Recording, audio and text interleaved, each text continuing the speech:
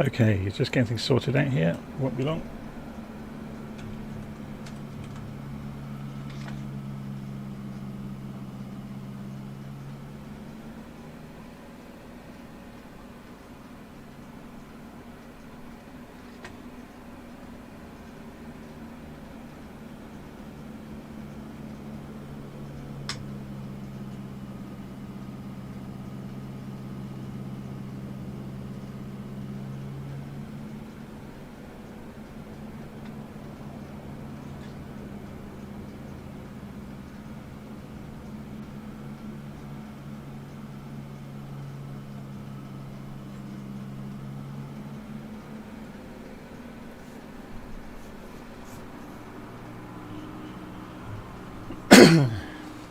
Okay.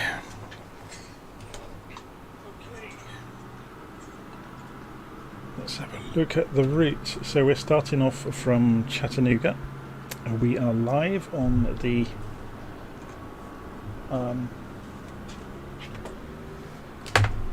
Southeast Asia server in Microsoft Flight Simulator. I'm just going to update the video to reflect that.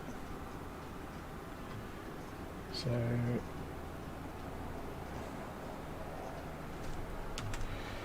taking off from, where are we taking off from again? Lovell, KCHA. So KCHA Lovell in Chattanooga.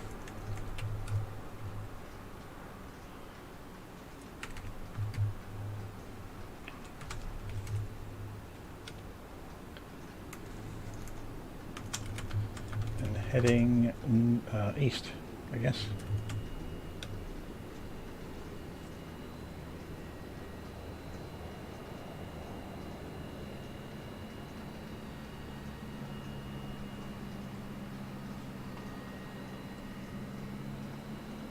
Okay, let's just sort this out a second.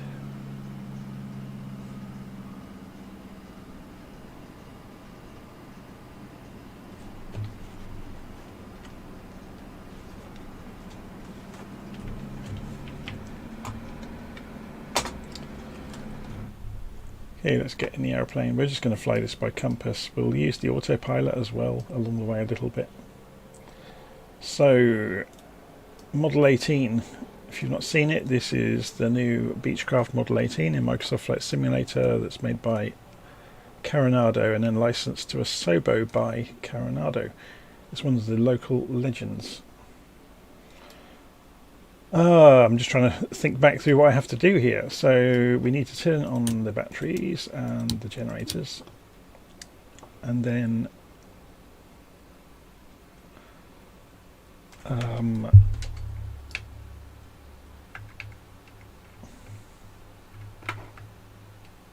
okay, so mixture and propellers are at max. Make sure that the cowl flaps are pulled up so they are open. We can,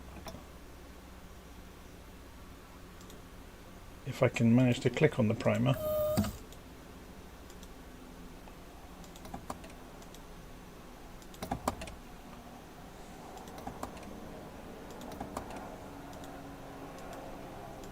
So I've primed both sides. Tanks are good to go. Magnetos have to go on. We will turn on some lights because we're about to start the engine, so we'll turn the beacon light on. The nav lights can go to steady. Pitot heat can go to on. And let's turn the engines over. So, before we do anything else, let's just go and turn the avionics on as well. So we should have instruments up and running. Let's go and correct the barometric pressure. Okay, so we'll start the right engine first, if I can click on the switch correctly.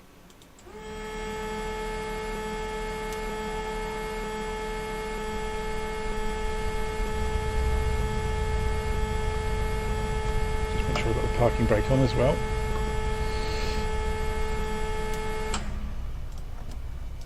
So we should find we have an engine running. You can't really hear it because it's outside. There we go, we have an engine running.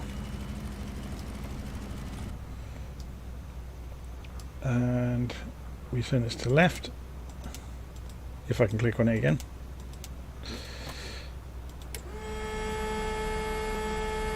For this one, should we open the window so we can hear it?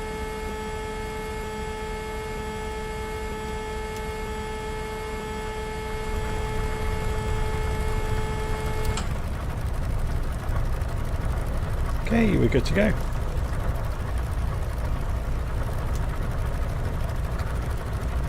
So let's just have a little look at this autopilot here, which is a little bit odd.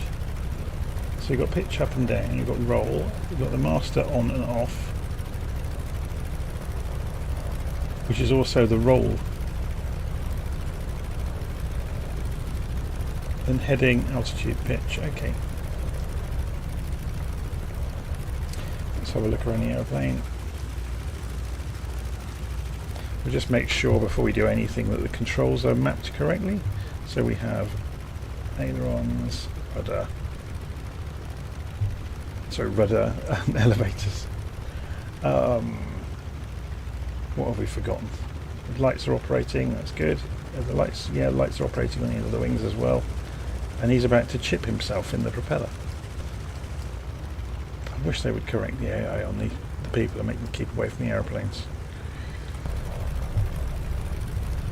Let's go and have a look at the airfield and see which way we need to go for takeoff. So there is no wind. Okay, there isn't a breath of wind. So we're just going to turn immediately right then. So off the parking brake.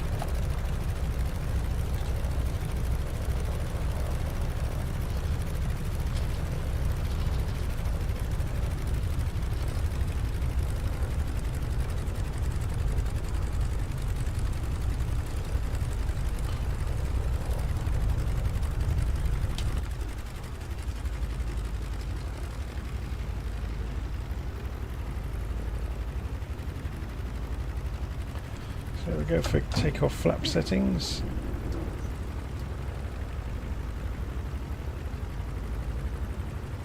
So that's a good point. How much fuel have we got?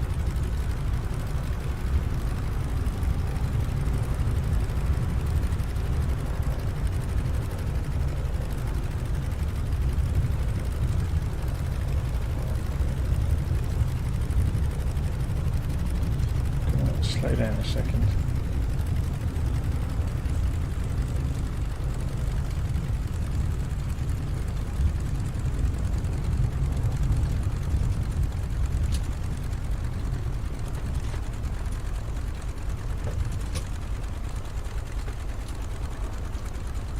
Okay, fuel meters are over here. We've hardly got any fuel.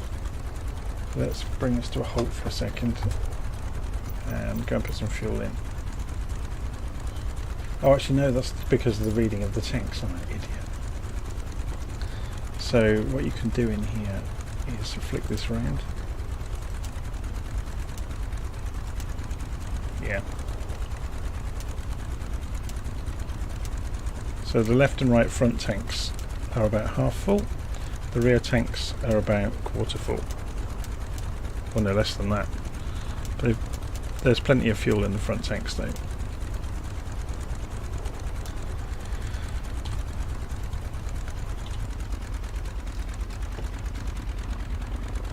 Okay, so we're going to go across the grass. Hopefully nobody will notice.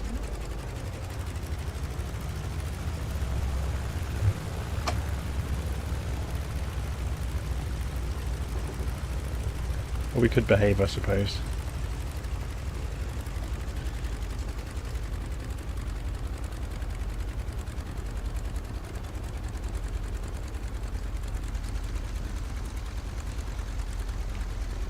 We didn't get it muddy, honest.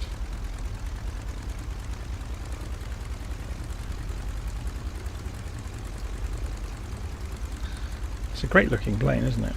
It's a shame that the sound needs balancing out a bit.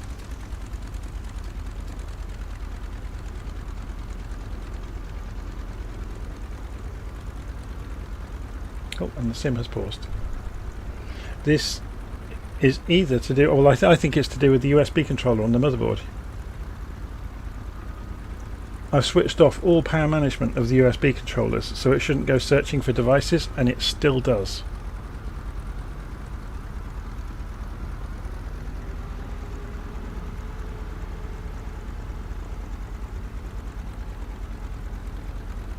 And it does it alarmingly frequently. The only way I can think of getting around it is to sell the computer and buy a completely different one with a different motherboard. Or buy a completely different motherboard and completely disassemble the computer.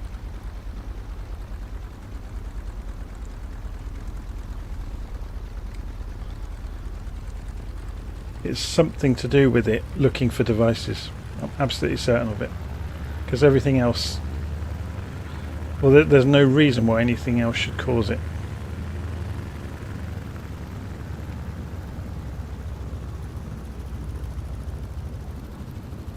Let's see what the sound levels are like, so you can hear me over the top of it. Okay, yeah, that's fine.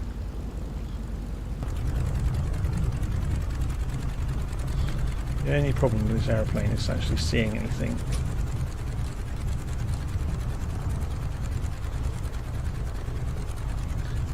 Or seeing anything while you're taxiing. Once the nose comes down, it's fine. Or once the tail comes up, I should say.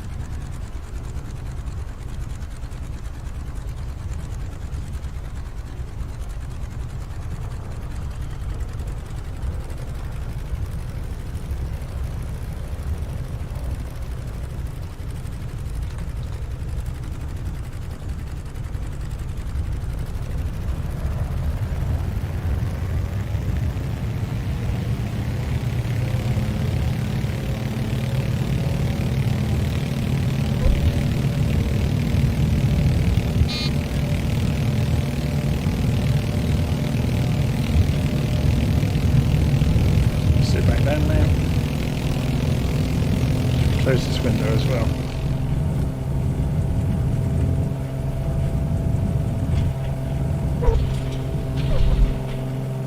And we're up. Gear up.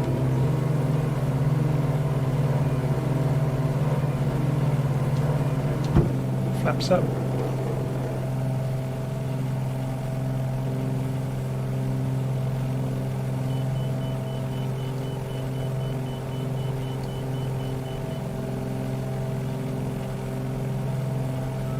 We'll do a quick circuit around. So we were travelling 130, so we'll turn around to 210. I'm just going to do a quick look around the area. It's interesting, isn't it? You can look out of the quarter light when you're doing a steep bank.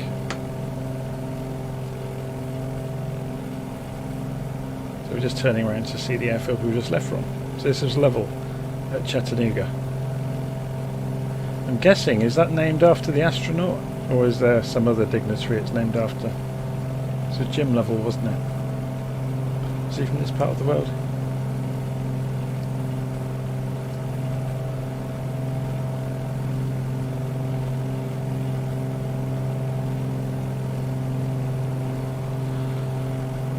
Okay, so I've got live weather on, as you can see. In Chattanooga this afternoon there is no cloud and no wind.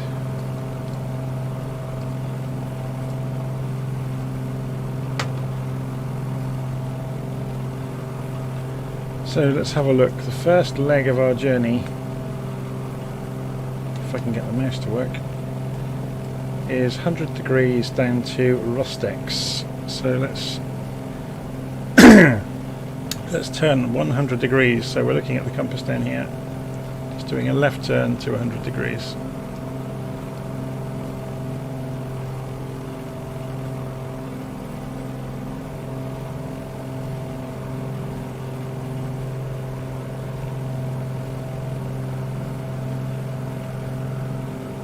Hi to everybody in the live chat. Nice to see people commenting already. Yeah, the sim has its moments with looking very, very realistic, doesn't it? So we're just coming to 120 degrees, to 110 degrees, and 100 degrees. So we aim kind of just to the right of that hill over there. So we're heading towards the Smoky Mountains. I'm just going to trim out the elevators because at the moment I'm having to hold quite a lot of backstick to maintain level flight. Obviously as we increase in speed I won't have to do that. So I'm just looking at vertical speed here while I'm trimming, trying to get a happy medium.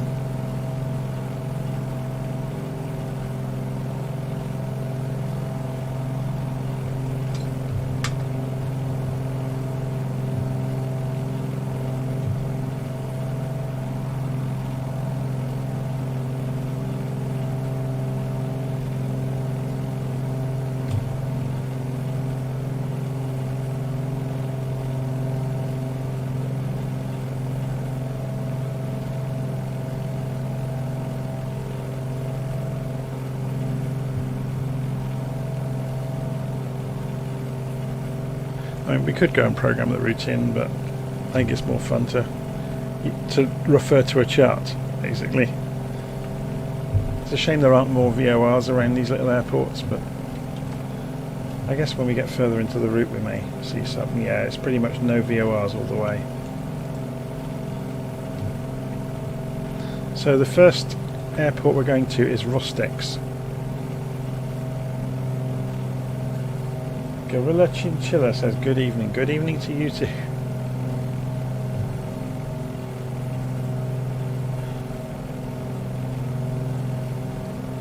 So 55 Golf Echo is the ICAO code for Rostex.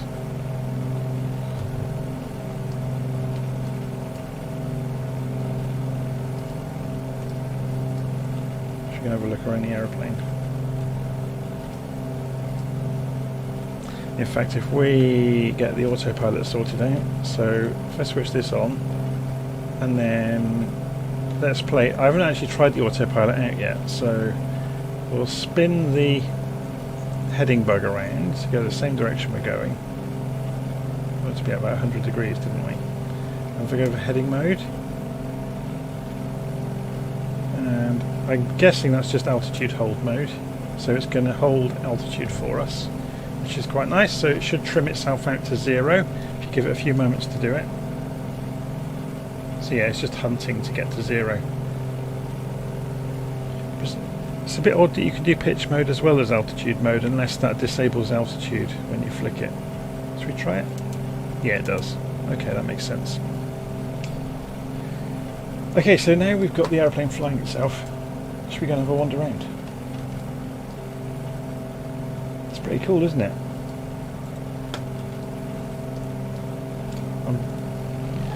All this does work when we're in the air. That's a bit scary. Not very realistic. Should we go and turn these lights on? Telling people that we don't want them using the... Don't want anybody smoking, even though there's nobody in here. Where are we? Seatbelt. So then if we come back now, there we go, the lights are on. The tables actually work, which is quite cool. Turn and fold them on both sides. They're really nicely modelled as well.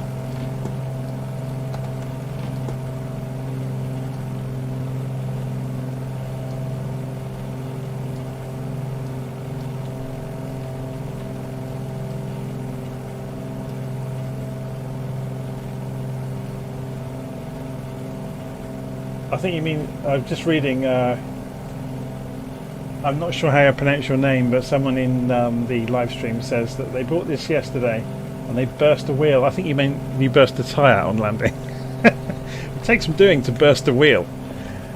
But yeah, that wouldn't surprise me if it's realistic.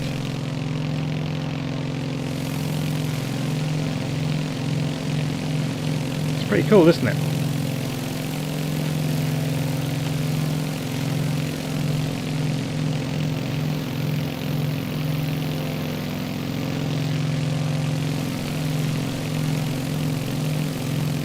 It's a shame it doesn't render the pilots inside the cockpit.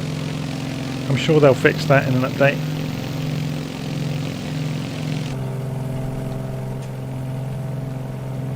So how are we doing on our route? We're about halfway to the first airfield, Rostex. What's the cruise speed are we doing? We're doing about 140. I haven't got the throttles flat open, so it's interesting actually. Now we're flying, we could close the cowl flaps, and it'd be interesting to see if this affects the temperatures enormously. So we're going to watch the cylinder head temperatures.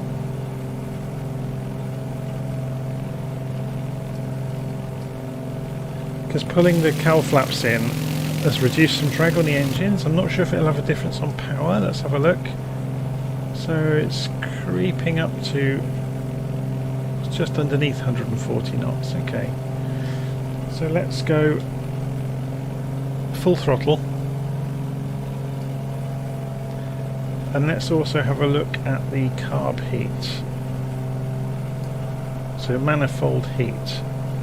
Lift it for cold. So if we pull this down, I just want to see how this impacts it. I haven't really played with the modelling of this at all. So we're creeping up gently to... Okay, it's pretty quick.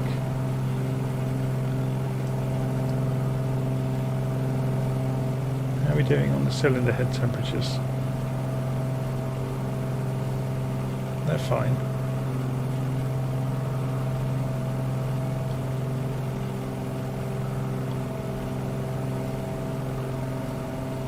So carb mixture. It's within limits as well. I don't know how realistically this models the engines. It doesn't appear to model them realistically at all.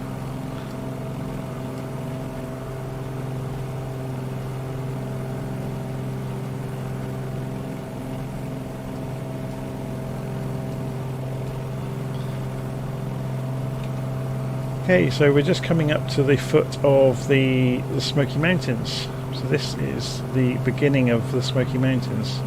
So you can see the entire place is the Smoky Mountains National Park. So we're going to do a touch and go at each airfield along the way. So we're just coming up to Rostex. So we'll switch off the autopilot.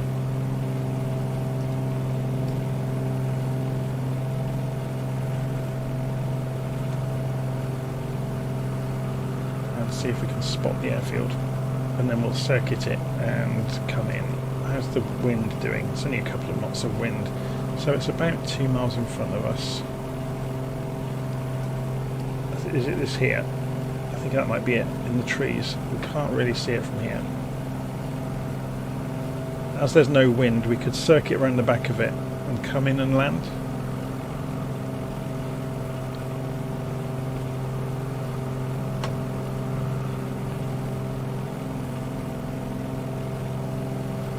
Okay, is this it here? Yeah.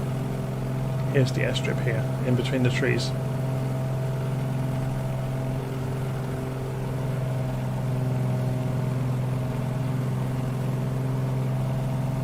Well, I think it is.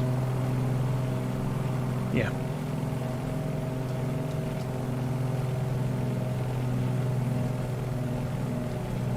So we'll fly out away from the runway direction.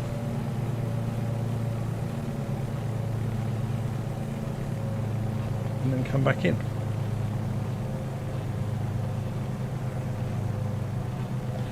Well, I'm only going to small airfields. Someone said in the live stream chat, that's a runway. I'm only going to small airfields, so they may not even be painted up sometimes, which is why you typically need to overfly them first. Okay, that was the warning on the engines because I had slowed them without having the gear down or the flaps down, so there's some safeties built into the aircraft. So get the gear down.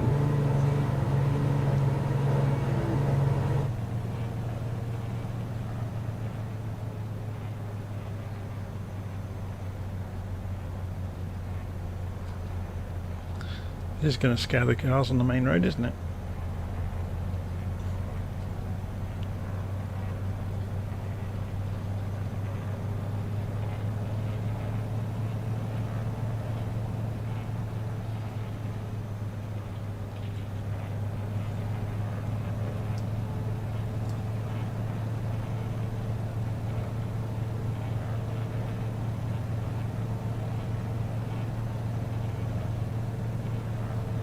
Shall we sit up a bit so we can see over the nose as well?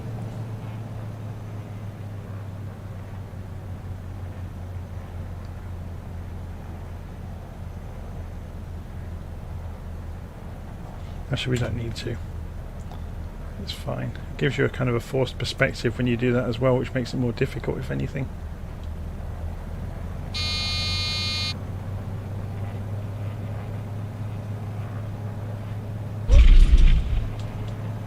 Well, there's our touch. More of a slam than a touch, but we'll take it. I've got FS Realistic on as well, which is going to make it sound a little bit more exaggerated.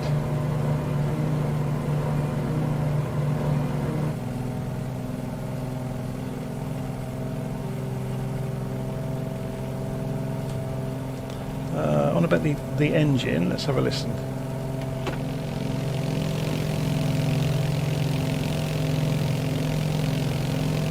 Sounds alright. But yeah, I don't think the engine sounds loud enough.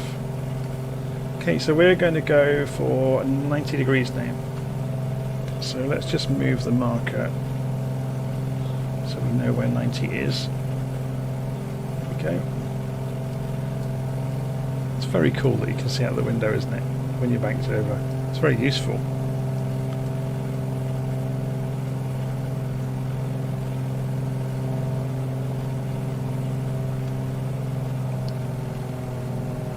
I'm watching the cylinder head temperature over here. It's climbing. Remember I had the cowl flaps closed. I'm going to keep an eye on it.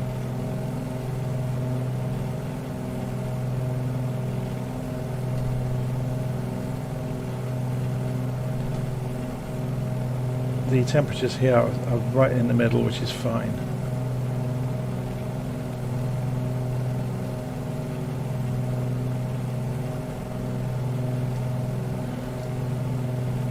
Okay, so let's get that autopilot back on.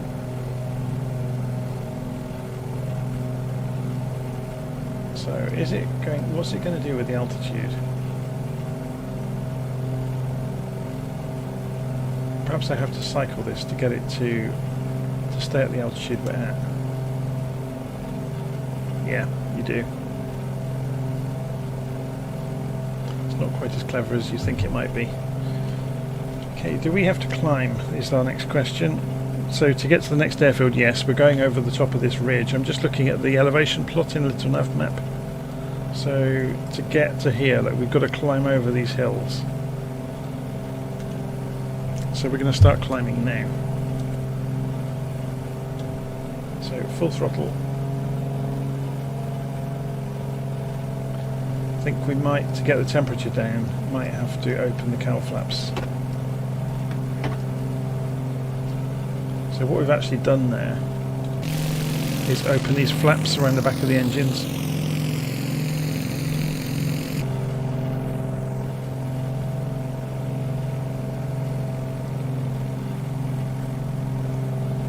But again, I'm not sure how realistic this is. It's not having a huge effect.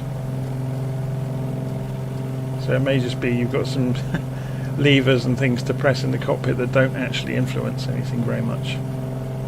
Because changing the manifold, sorry, the heat, yeah, manifold heat didn't make much difference either. Normally you'd get more power when you do that, but it's not really affecting the speed. It's not dropping off having removed the heat.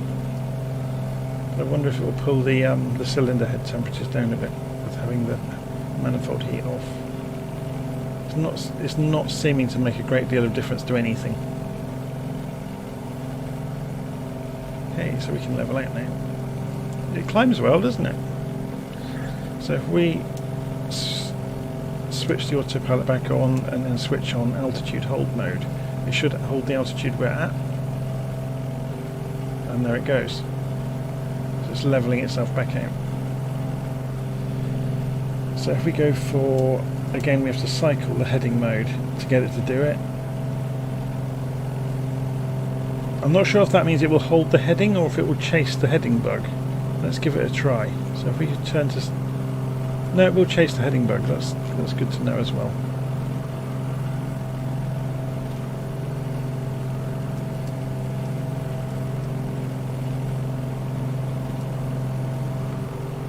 Okay, on our way to Martin Campbell Field, 1 Alpha 3, ICAO code. We're live on the Southeast Asia server, by the way, so if you did want to come and fly with me, you're welcome to.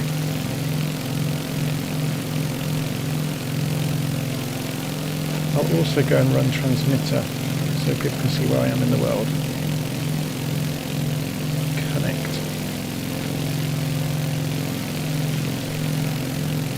So the difference transmitter will make, you'll see there's a little red aeroplane there. So anybody that's got transmitter installed can see the red aeroplanes on the map. If you've never seen transmitter, I'll just go and quickly show you it.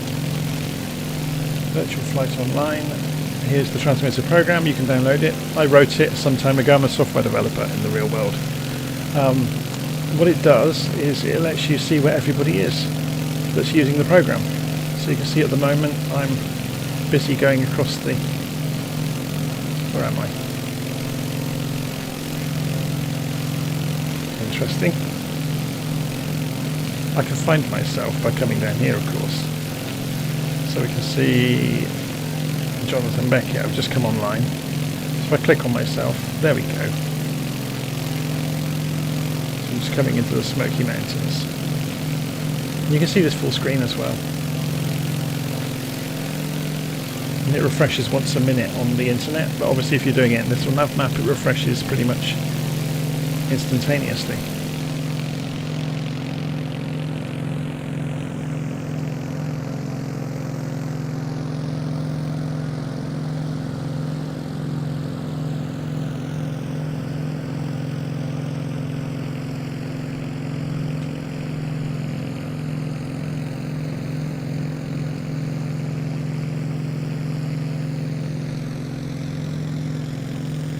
Okay, so let's get that out of the way.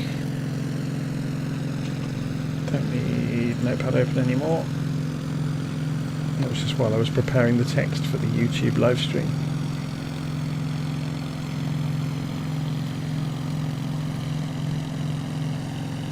So how are we doing on the route? So just to the northwest of us, we can see there's the airfield over there.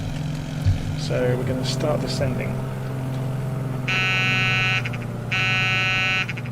Really doesn't like low amounts of revs, does it? So autopilot off.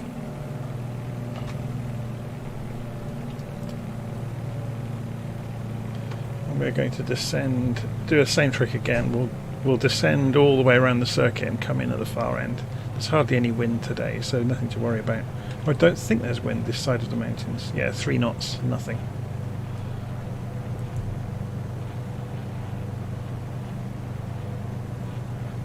If we wanted to descend much more quickly, all we have to do is side slip. So I'll just hit the rudder, right wing down.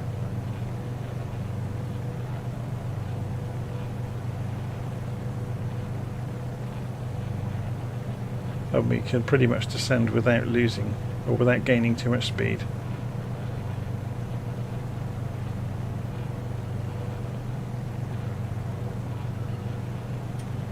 Stop side slipping.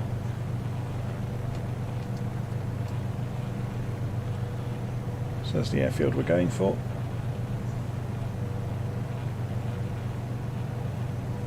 Should open the window.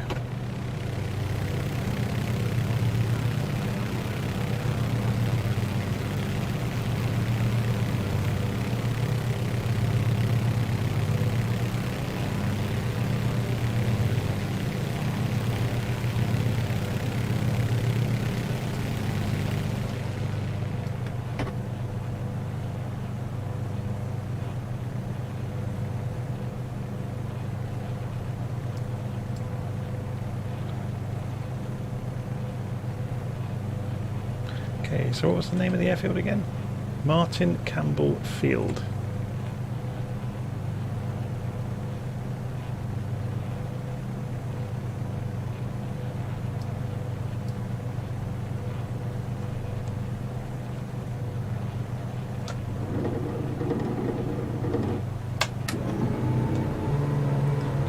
shutdown.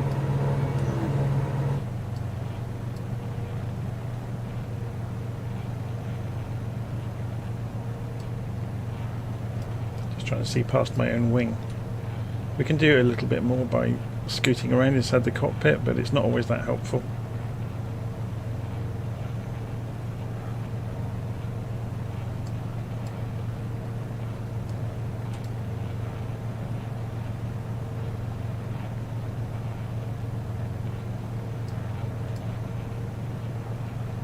I buzzed this guy's house on the way in.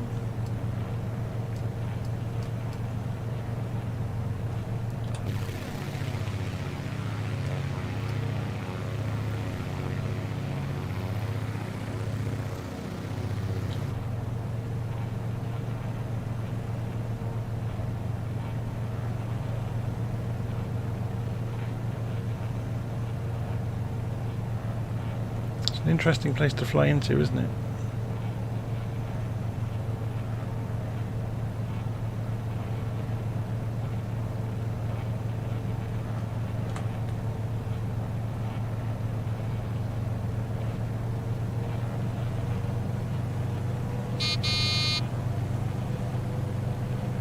Right on the stall limit.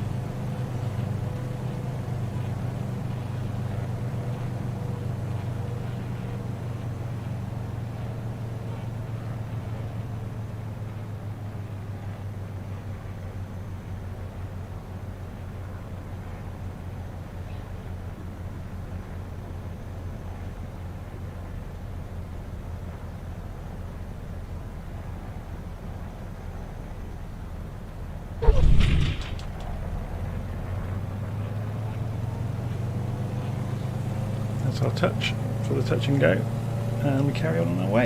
Gear up, get some speed up before we raise the flaps.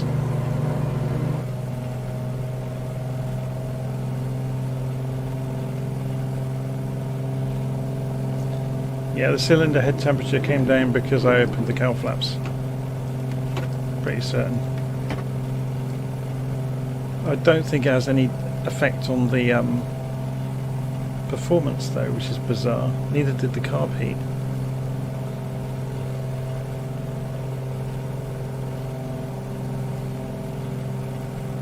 Okay, 72 degrees for the next leg, and we're flying out across the flats here to Andrews Murphy, Kilo Romeo Hotel Papa. So 70 degrees we want, so let's just turn the bug here around to 70-ish, so we have some marker on the compass, and pull the engines back to about 90%.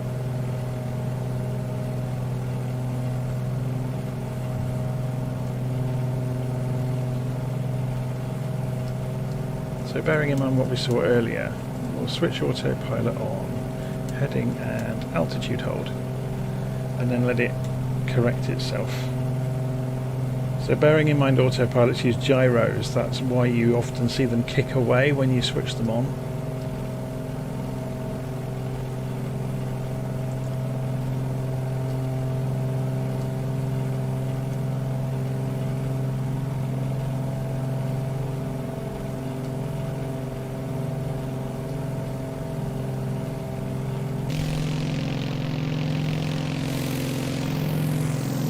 So I had a read earlier, apparently this can do about 1,000 miles on a full tank of fuel. So we've only got a couple of 100-mile trip planned out, so we should be absolutely fine for fuel. But if you remember, this is a bit bizarre the way it works. The early aircraft tended to do this a lot, where you had to switch a lever and you only had one fuel gauge, so you could see the different tanks. So yeah, the front two tanks, I've got the majority of the fuel. There's some in the rear tanks.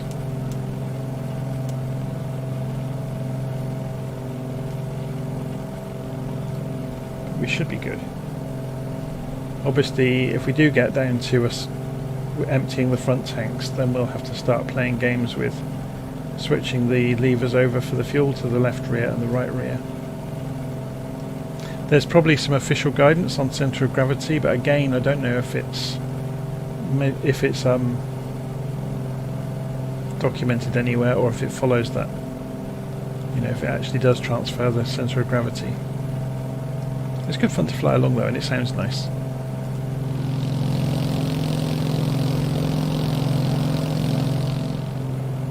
It's very cool.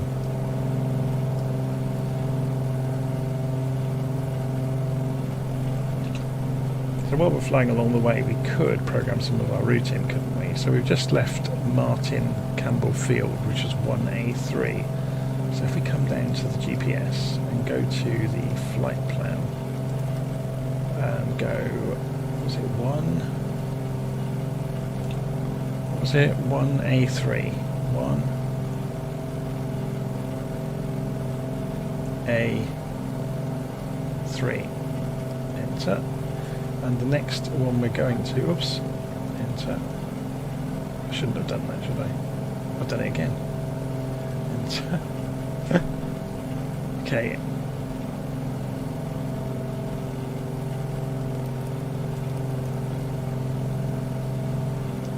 So we want to change this to KRHP.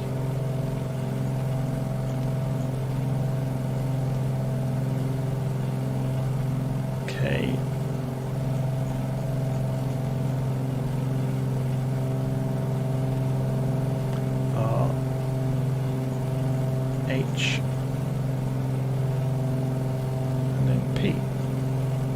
Whoops. P.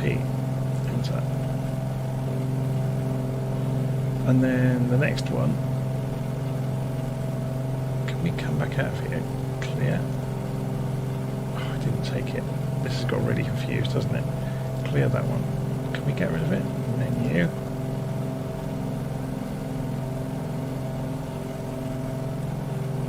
No, we can't do that either.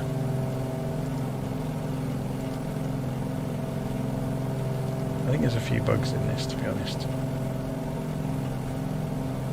So we should be able to put the cursor in, and then we should be able to change this just by rolling this, and then press enter, and it's inserted it, which is really odd.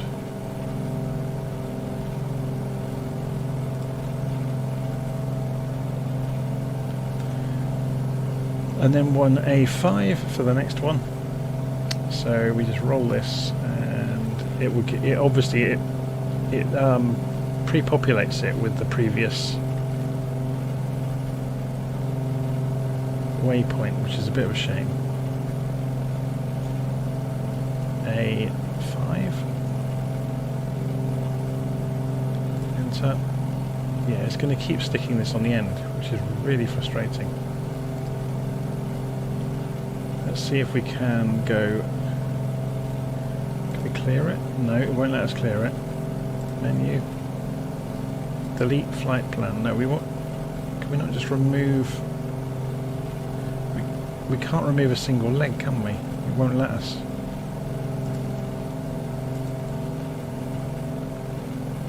I'm not going to worry too much.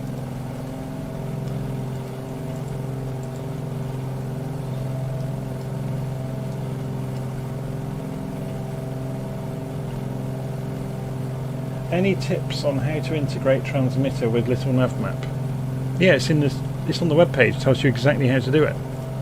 If you go to Virtual Fly and go to Transmitter, we go configuring Little Nav Map. It's right there. It tells you exactly what to do, step by step. Okay.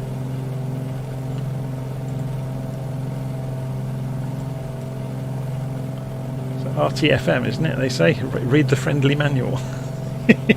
So we're coming up to Andrews Murphy Airfield, and we'll be there very soon. It's over here. Looking, you can see that stretch of flat ground out ahead of us over here. So should we go and fly along? I think this road travels all the way up to it, doesn't it? Yeah, we're about to fly over this road. So if we come off the autopilot, turn all the modes off, and start descending. I mean, we can go 200 knots, so we could dive down here. It won't make any difference.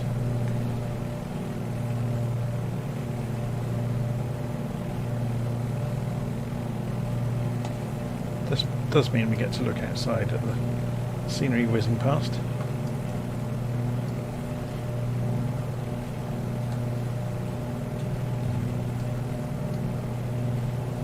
Some pylons.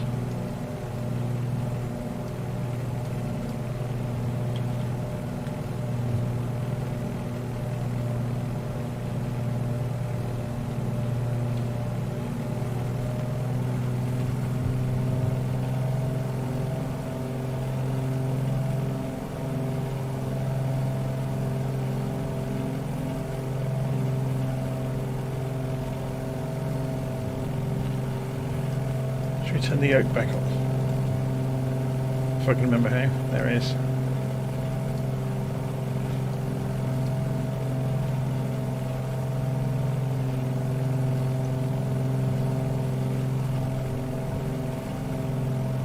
So we're just flying up the valley towards Andrews Murphy, or Western Carolina Regional Airport is its official title.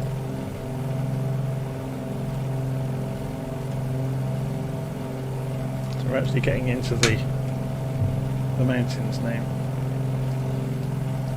Smoky Mountains.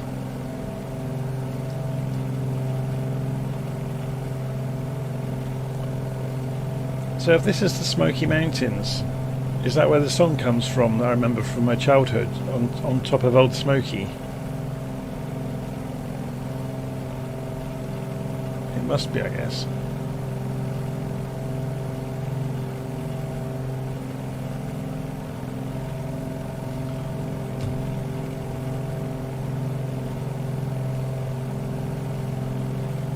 Okay, what's the wind doing? So it's a 1 knot crosswind, so again we can fly straight in, or we can fly the circuit. Seeing as we're already going the right direction for a straight in landing though, we could start to manage our speed and just do a straight in approach. We could of course play with the ATC in the game. Tune nearest airport list, Andrews Murphy. No. There's no, it doesn't have a controlled tower.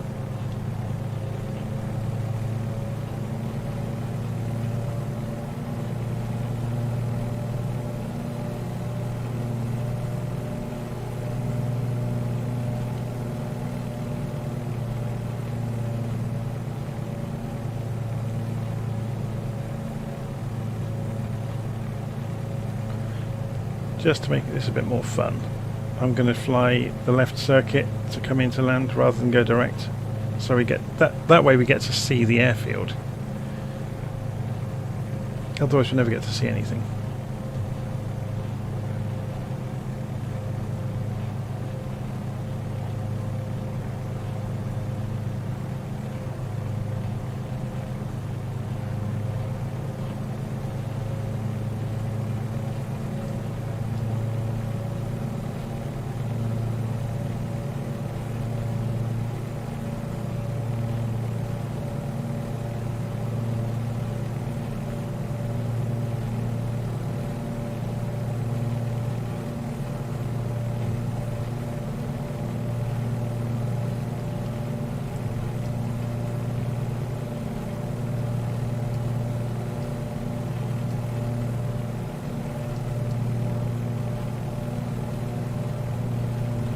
It would appear you can't operate the windscreen wipers, or at least I've not figured out how, which is a shame.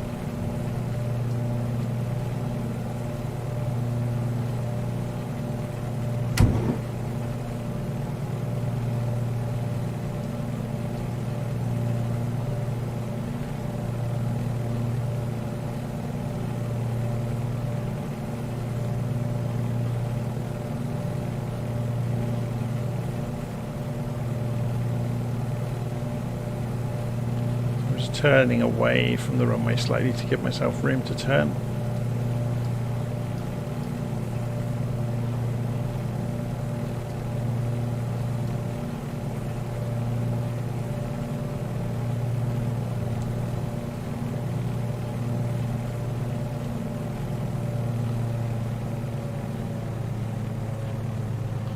We'll lose quite a lot of speed in the turn anyway.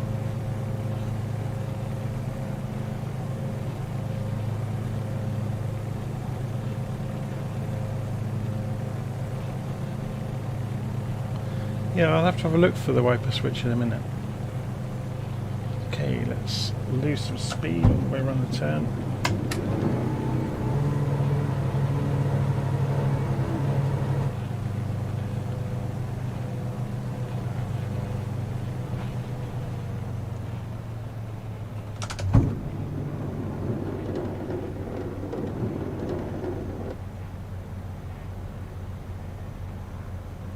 So we're too high and too fast, so we're going to play games with side slipping.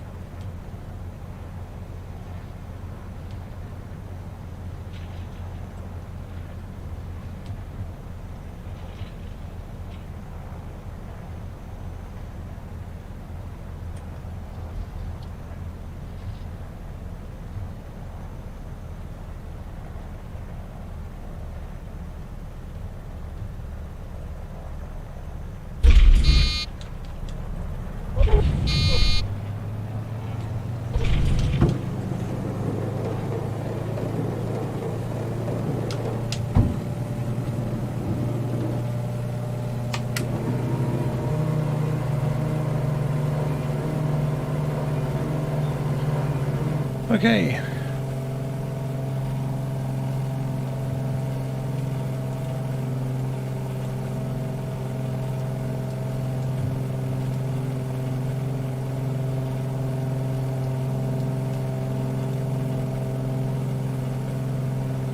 Aha, windshield wipers, there we go. Very good.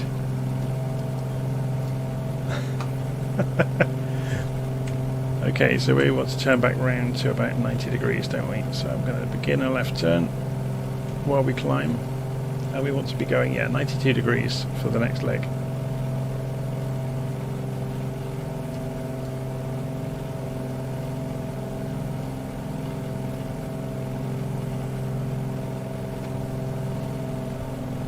It's interesting, the compass has lost some alignment, so the magnetic compass here does wander during flight, or the steam-driven compass, I should say.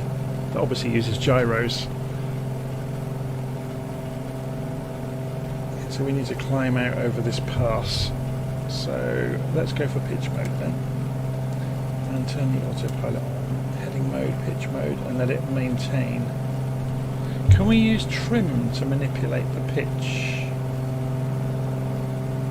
So if I turn pitch mode off and pull back gently to get us to 1,000 feet a minute, and then turn pitch mode on, will it maintain that?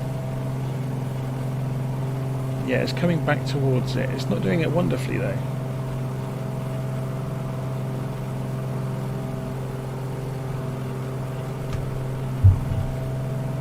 So, oh okay, so you have to do it here.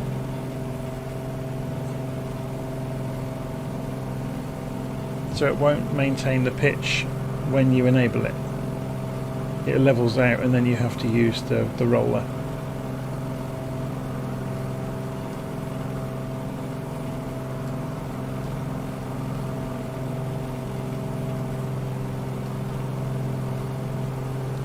How are we doing for fuel? Let's have a look at these various tanks.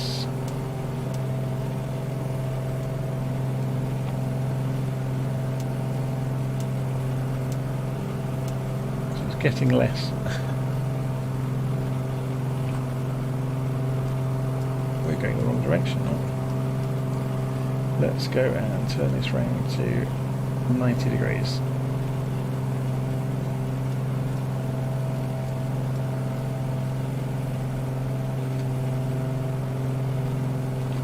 Or 95 even. Ideally we want to go for one of these low points in the hill, don't we? Otherwise we're going to smash into the hill. Should we go for a little bit more climb rate?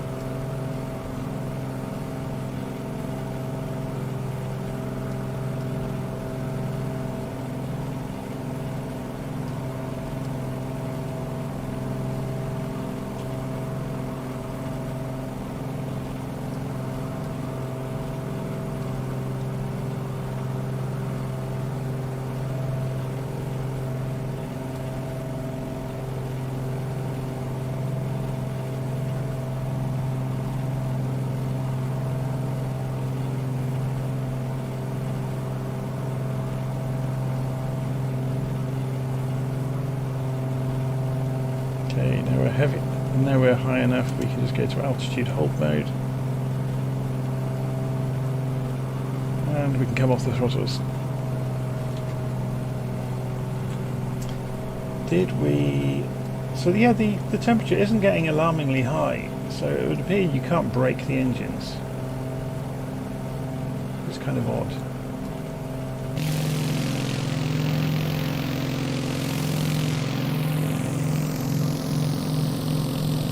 It's odd because you would imagine you should be able to overheat them and therefore set fire to them, and then you would need these, because these do work.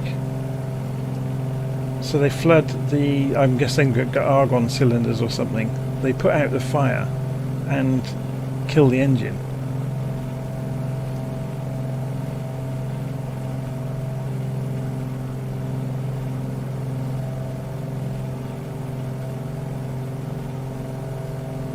So Gorilla Chinchilla is asking, have I seen it making random pitch changes? No, but I know from messing around flying it the first couple of times, it is very, very dependent. Lift is very dependent on speed in this aircraft and airflow of the propellers. So if you don't keep an eye on it, it will dive around all on its own.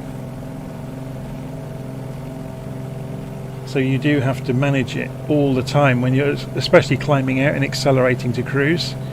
You will be trimming pretty much all the time. And that's, you know, that's accurate for the aircraft, I think. The only modern parallel I can level against it is the F5 Tiger in DCS. And again, it's accurate to the real thing apparently. Yeah, you spend half your time trimming it.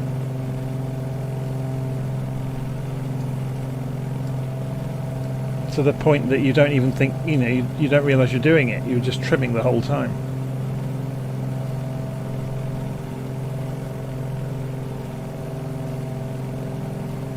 Okay, where are we on the route? Let's have a look. So we're going in towards Macon County.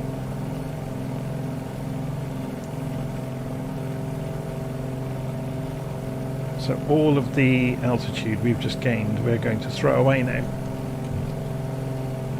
as we come into Macon County.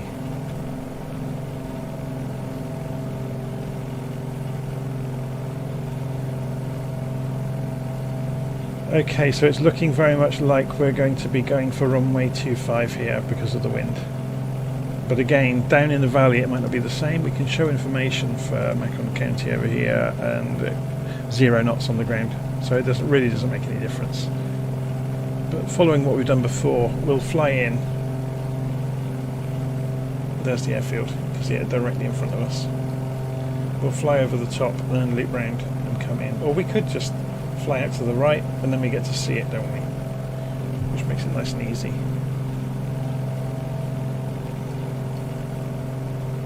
Okay, autopilot off.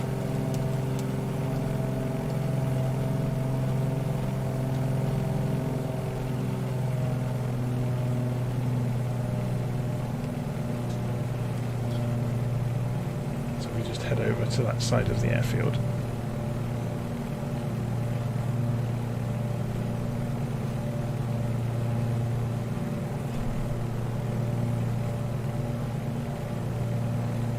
Yeah, once you get this up to about the 120 to 140 knot range though, you don't have to mess around with the trim so much.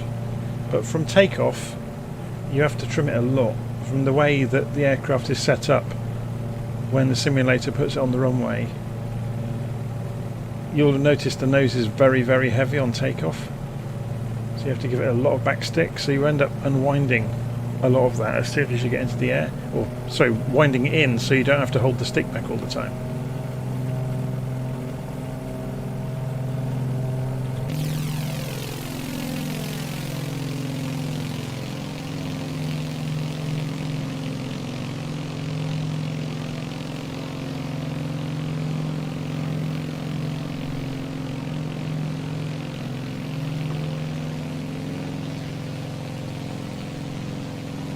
Okay, you can see the airfield.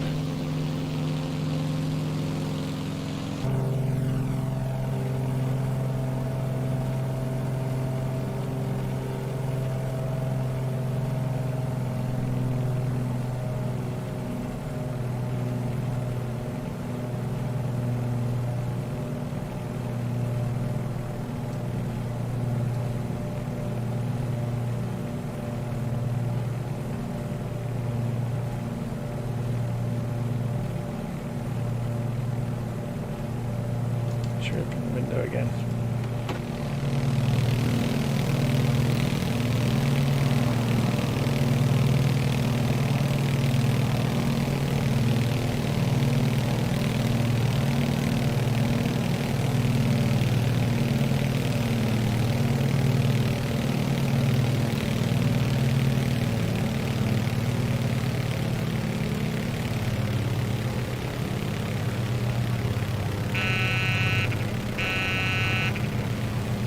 Doesn't like us going that slow without flaps.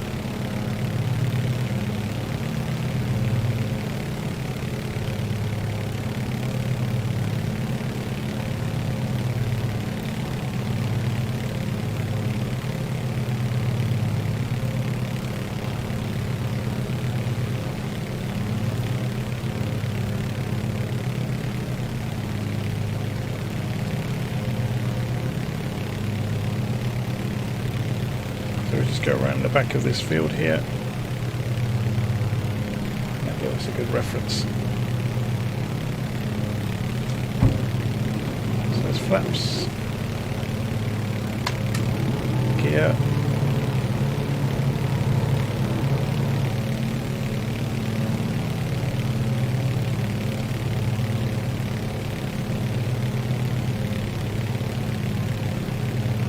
again, we saw earlier. It's actually really handy. You can tip it into the turn and look out through the window on your shoulder.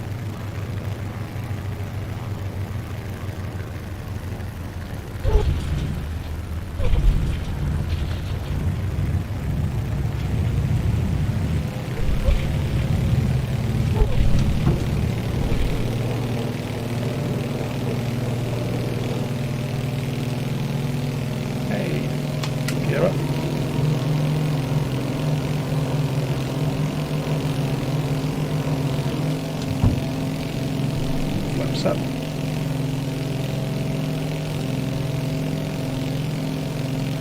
Just climb out a little way before we start turning, and I imagine we're going to be going 67 degrees to Jackson County.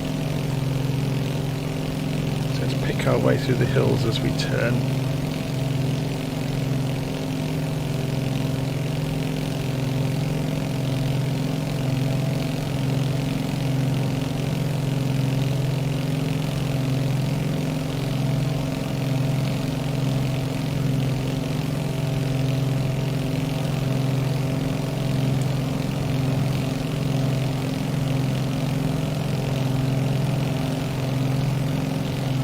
So 67 degrees. It's going to be over here somewhere. About there.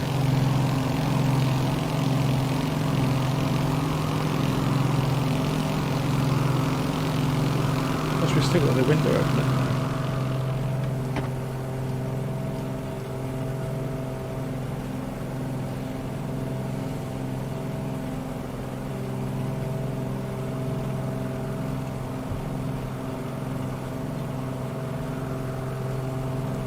Okay, let's just pull the throttles back a little bit. Well, I suppose we could. Let's see if it heats up dangerously. If we just leave the engines wide open with the cowl flaps shut. We haven't got the carburetor heat on, or manifold heat as it calls it here. Okay, so we're going the right direction.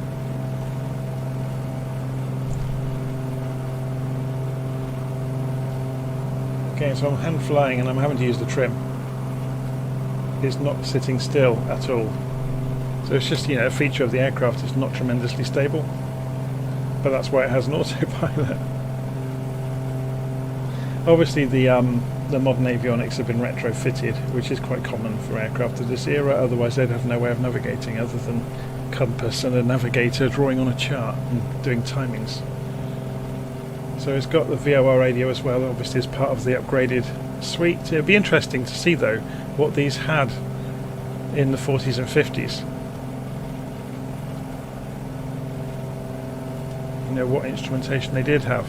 Wouldn't be too difficult, I wouldn't imagine, to find photographs inside the cockpit.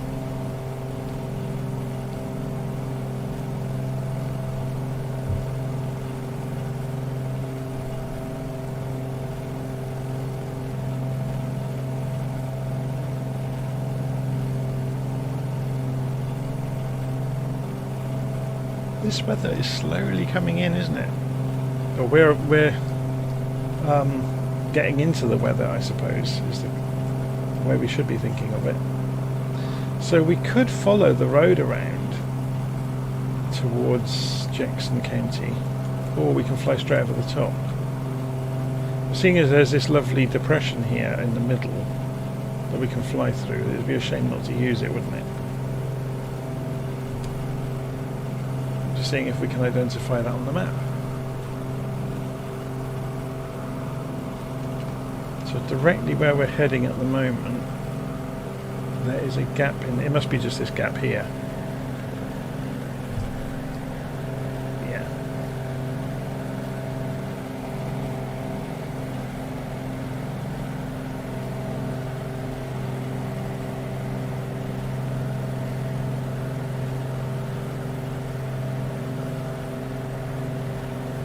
Yeah, just looking at the live chat, Racon's saying it would be great to get one with the original instrument stack. It would be good fun. A bit like the Boeing 247, that is fantastic fun to fly, purely because, yeah, you are divorced of all the modern instruments.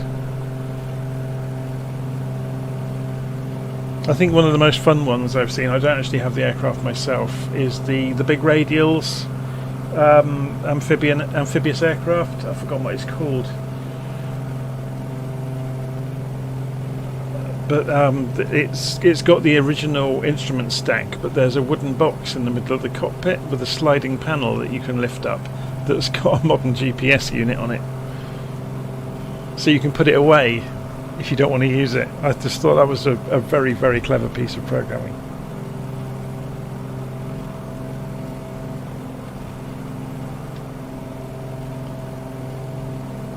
Yeah, the Goose, that's the one.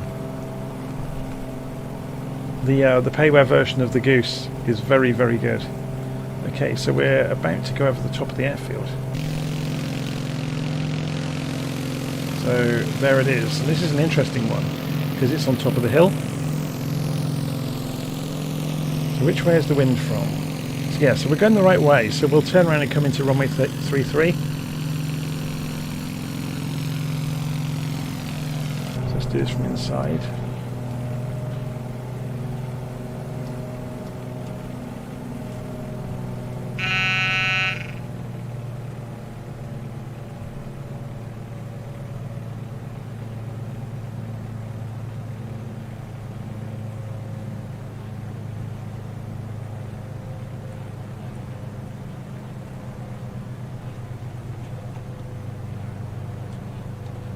And we're getting lashed with rain now, obviously, because there's a big rain cloud just over here.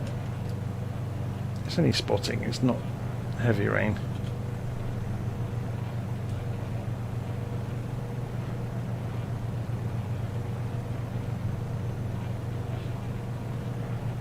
Let's just scoot across and see where that runway is.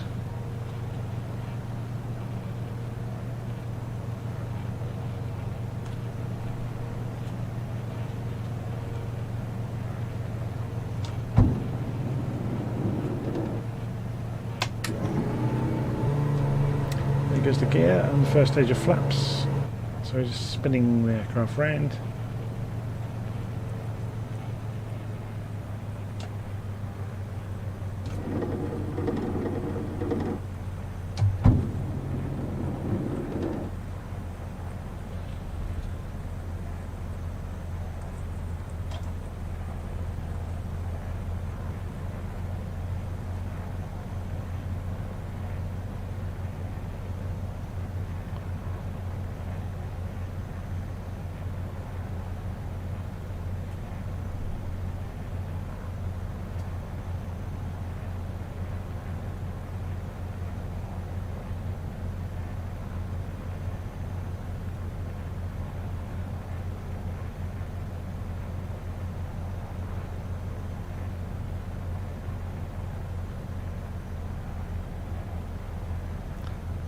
That was nice of them to not cut the trees on approach, wasn't it?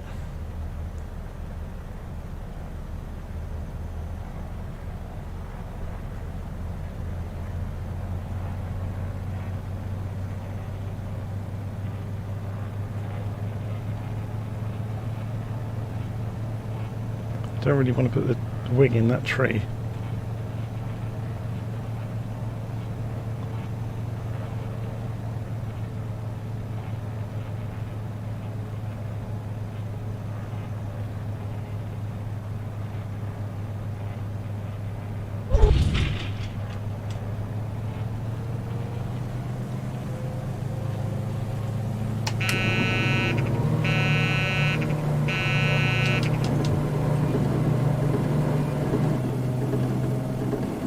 The nice thing about taking off somewhere like this is if you lose lift, you can just dive down the hillside.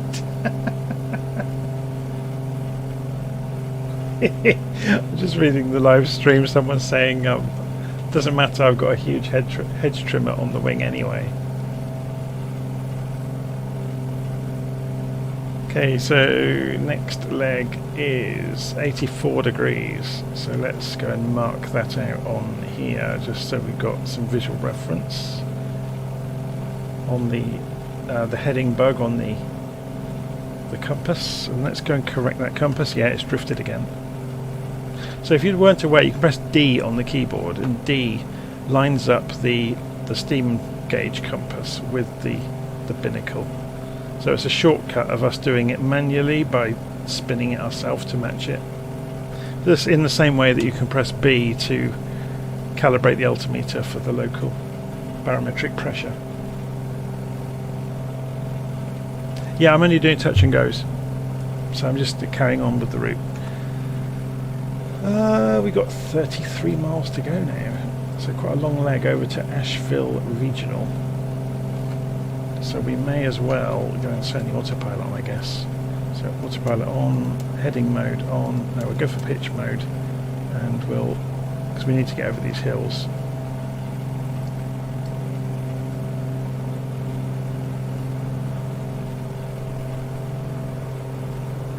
This is interesting. I didn't notice this before. Look, fuel flow, gallons per hour, 56.9. Interesting. Can we use this?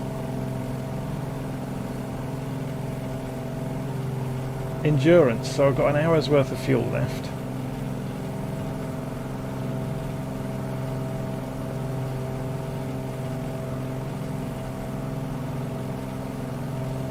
And if you had a route programmed in, it would tell you how long to the or how much to the destination.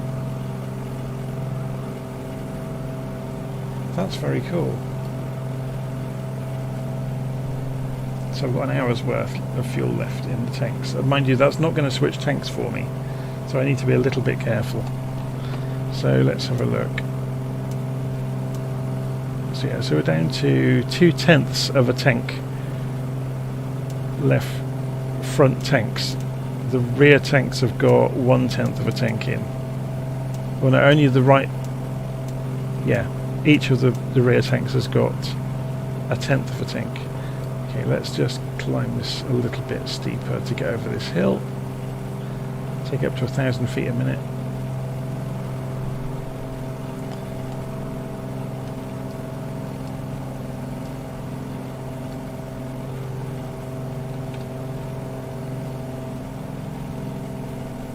We could do with turning a little bit more, so we'll just go and change our course. 3 degrees to the right. And straight on till morning. Sorry. So we got degrees Fahrenheit outside up here. So it's like your outside air temperature.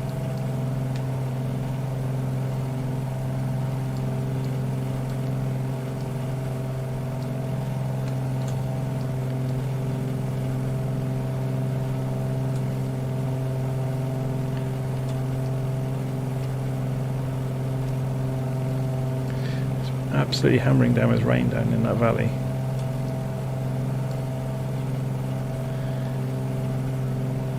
Thankfully we're not down there, but I don't want to stop climbing because I can see a hill in front of us. and without having really good charts of the area, I don't want to take any risks. So we're still climbing at about 1,500 feet a minute.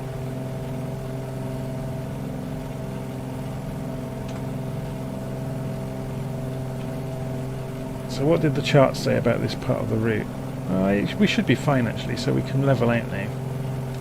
So to do that, we just go to altitude hold mode. And we can pull the throttles back to 90% now because we're not climbing. The temperatures are still looking good. Although saying that, look at that, the carb heat is dropping, so we do need to go and put the carb heat on. So that's how it's going to simulate that then. So we put it on halfway and see what happens.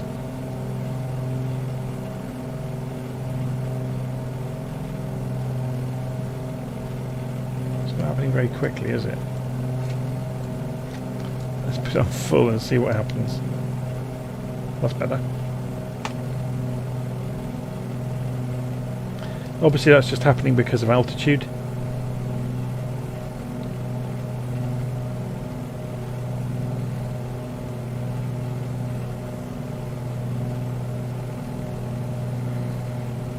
And because we are at altitude, we could start leaning the engines out. So did you hear the engines pick up then?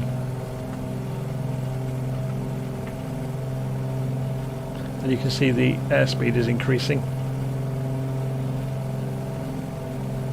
Because we're at 7,500 feet. As soon as you get above 3,000 feet above sea level, you can start trimming engines typically.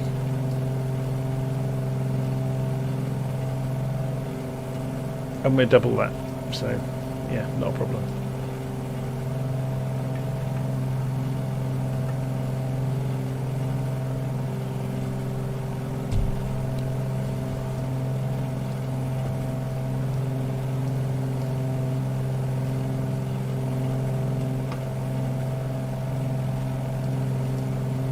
Obviously real world pilots will have much more knowledge about how much to lean a given engine out at a given altitude to get the most efficient performance from it. And you'll have charts for that in the operating manual for the aircraft anyway. Won't the pilot need extra oxygen now? It's interesting, isn't it? Once you get up to kind of 8,000 feet, you're starting to... Well, it wouldn't affect you at this low an altitude, but it's interesting. When you go to, say, 36,000 feet in a commercial jet, at their cruise altitude, they lower the pressure in the cabin slowly to what you would experience at 8,000 feet. Oh, here comes the rain. There's not much point to put the windscreen wiper on, is there? Because it's not really...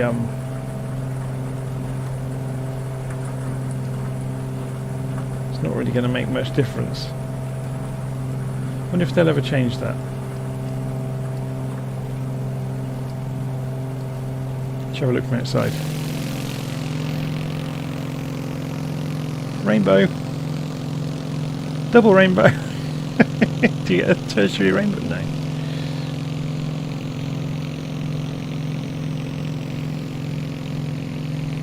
What a cool rainbow. If we zoom out, we should see the whole circle.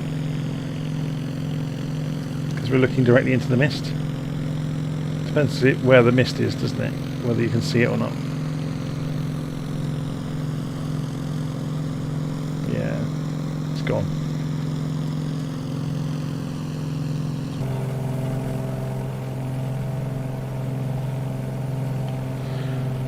Okay, how are we doing on the route? So we are coming away from the hills now, so we can start descending actually. So let's go for pitch mode and descend at 1,000 feet a minute.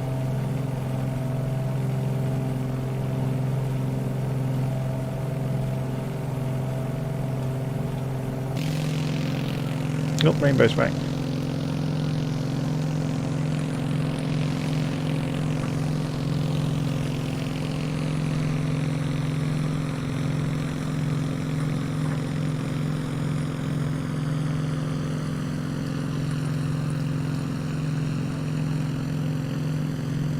So we're just coming over these hills, and then the scenery will massively drop away as soon as we get past this next ridge, which you can see is just coming.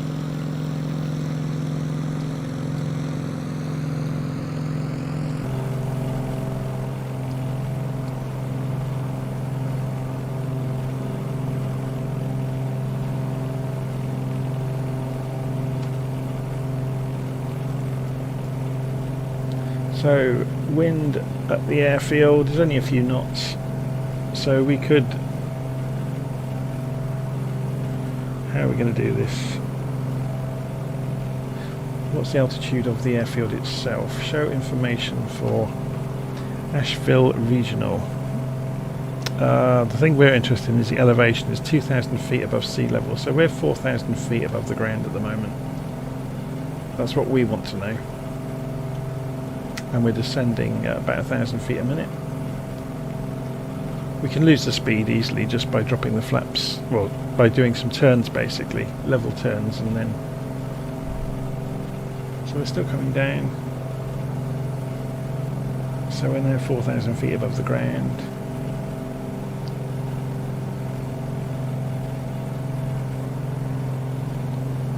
I'm just trying to decide which runway to go for, because we ought to really go for runway 35 looking at the wind direction. I guess what we could do is turn right before we get there and then to the left circuit.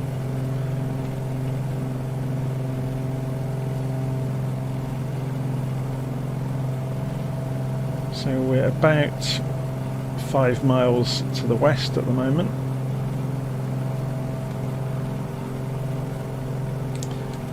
So I'm going to come off the autopilot and I won't pull the engines back quite that far. So which direction was the runway? 35. Okay, so we go 17 on the compass. Hopefully when we get a little bit lower we'll come out of this rain.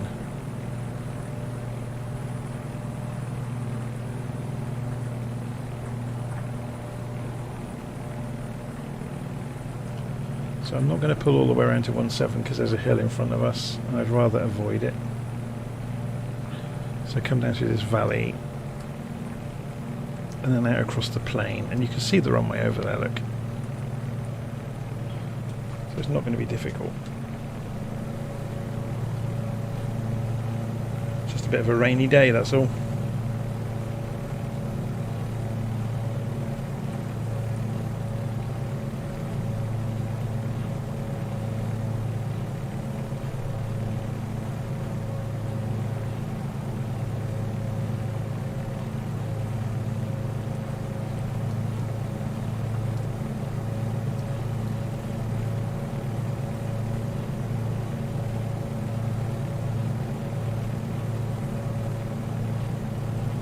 Getting into the right kind of place for an approach.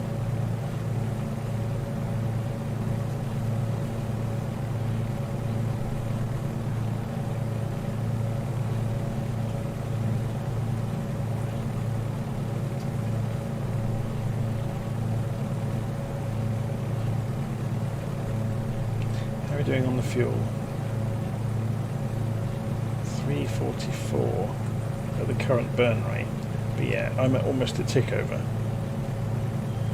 But at cruise, we're going to be significantly less time left on the fuel.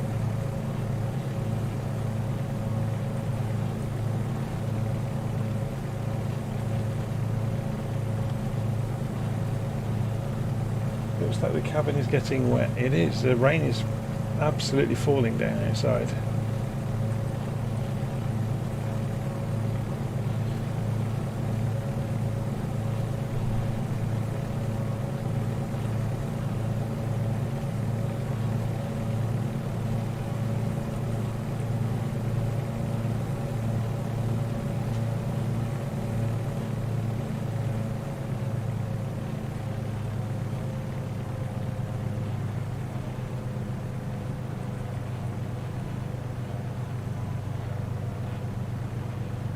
Quite a big airfield. We're just bleeding the speed off, because then I can go to flaps and wheels, which is now.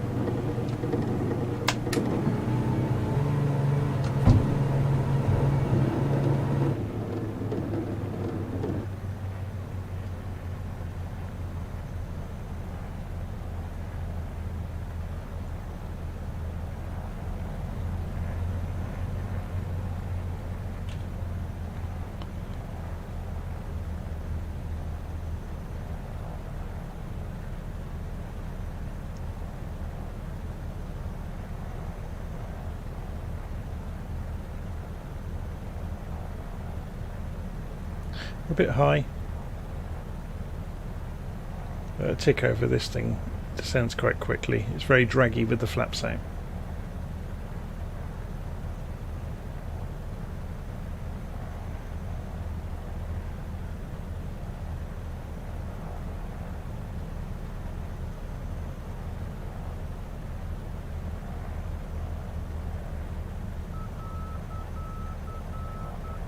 Okay, where's all this mist come from all of a sudden?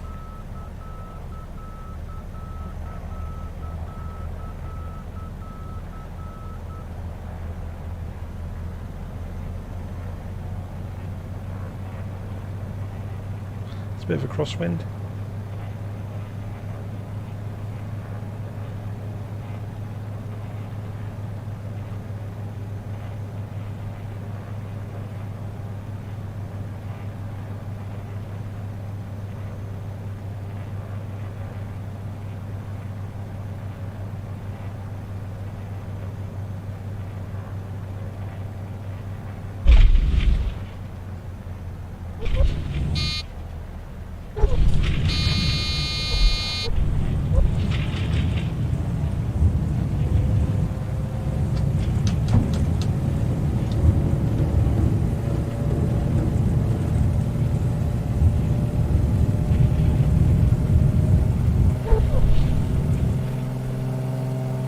And we're up. Gear up. Flaps up.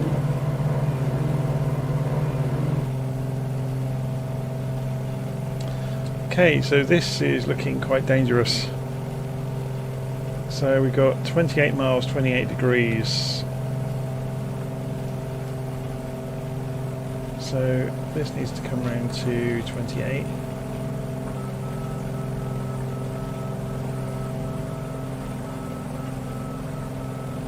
Heading mode on, pitch mode on, and let's get it to maintain about a 1500 or 1000 foot a minute climb.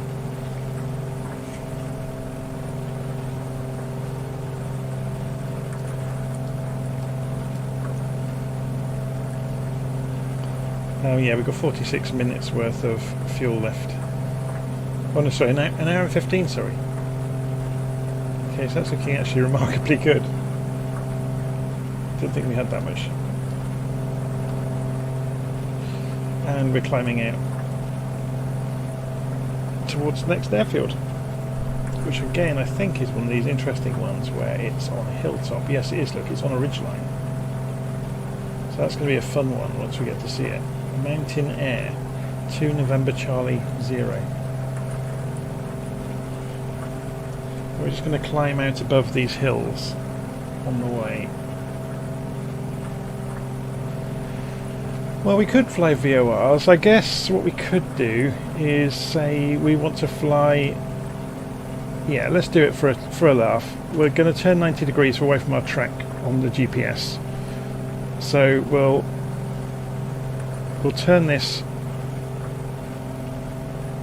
to 90 degrees. And then we'll measure on here what angle we want out of the VOR towards mountain air. We want 355 degrees on 112.20. So we come over here and we say 112.20,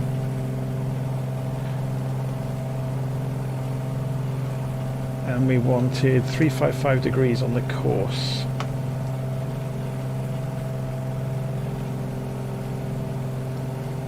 So this is on VLOC mode. Can we change the course? That's an interesting one actually. Oh, of course we do it down here, don't we?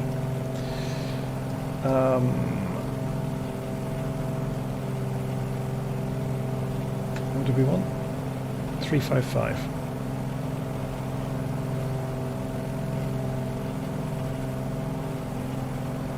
So about there. So at the moment, obviously, it's showing that we're flying perpendicular to the line, which we are.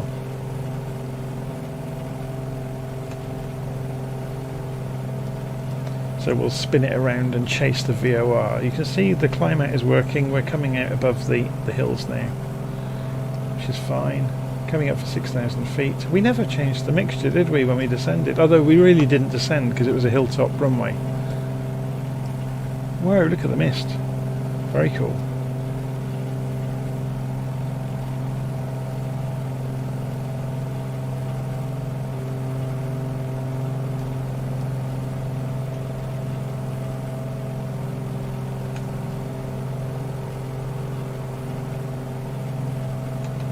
So we'll carry on flying this direction until we intercept the VOR, and then we can obviously follow the line from the VOR. Obviously the fact that we're flying from it is illustrated by the white arrow there.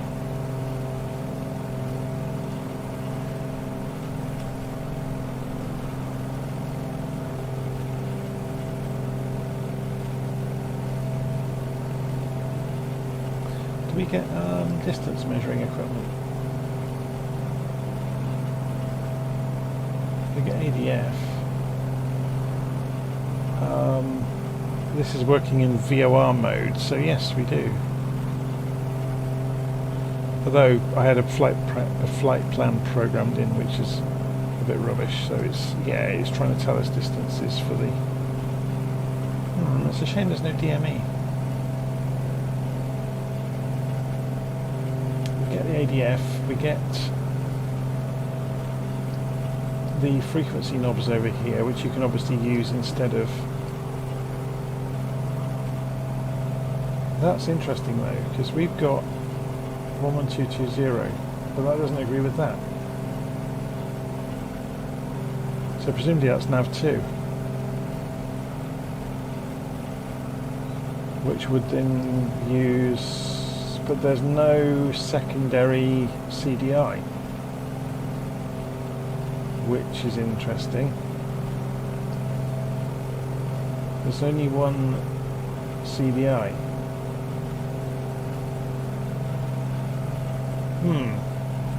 So what's the point of having nav2 if you can't use it? Unless there's a switch somewhere to toggle.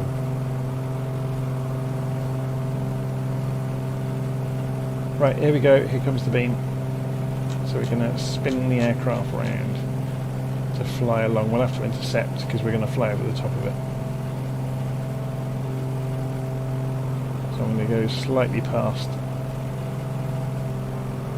VOR.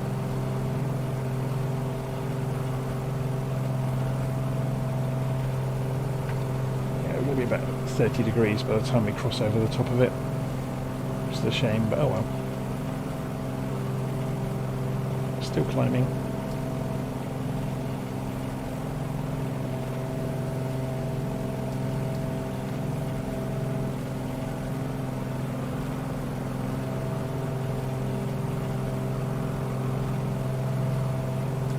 Not too far out. We'll just intercept it gently.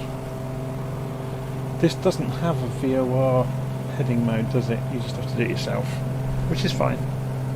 You wouldn't expect it to be honest, in an old aircraft.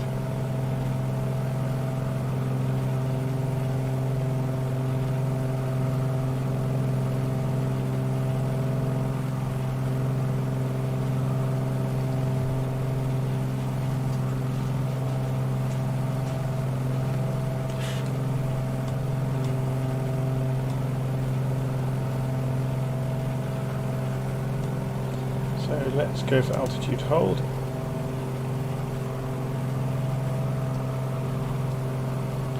And we can enjoy the non-existent scenery in the cloud. and pull the engines back a little bit, give them a bit of a rest. How are we doing on the carb heat? We're still on the cold side, but they're on maximum. I wonder if... keep an eye on those needles. I'm only going to do one of them. That's the left cowl flap. It's not really having an effect on it.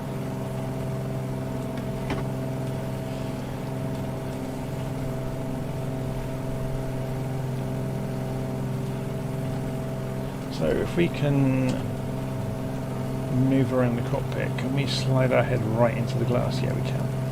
Cool. So we get a nice look out across the scenery.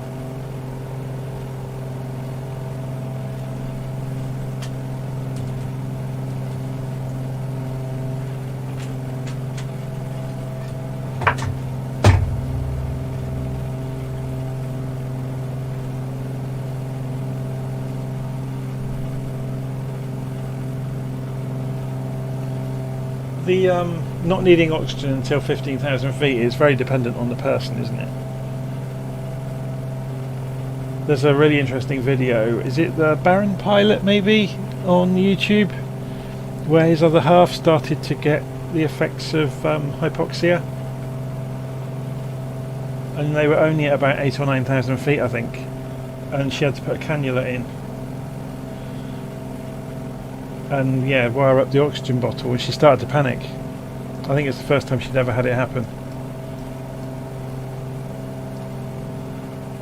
Modelling of the instrument stack in this is ridiculous, isn't it? Absolutely crazy.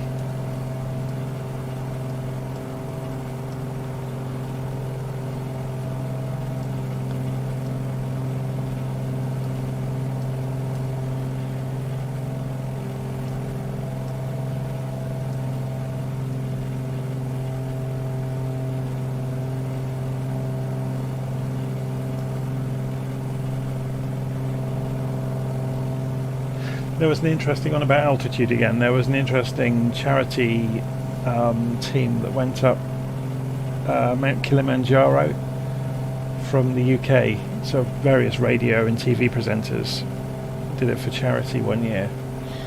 And several of them that were very fit, strong people couldn't deal with the altitude at all. And yet, bizarrely, one of the team who was like the least fit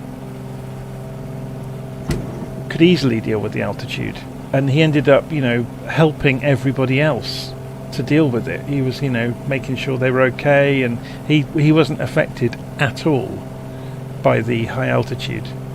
So it just seems to be a genetic lottery.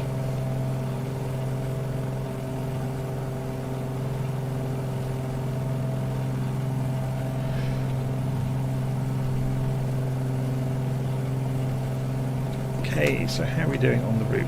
So we're almost over the top of Mountain Air. So we're going to come off the autopilot.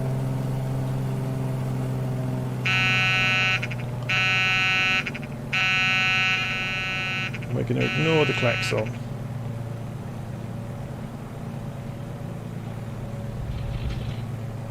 And we're having a little look around for the airfield.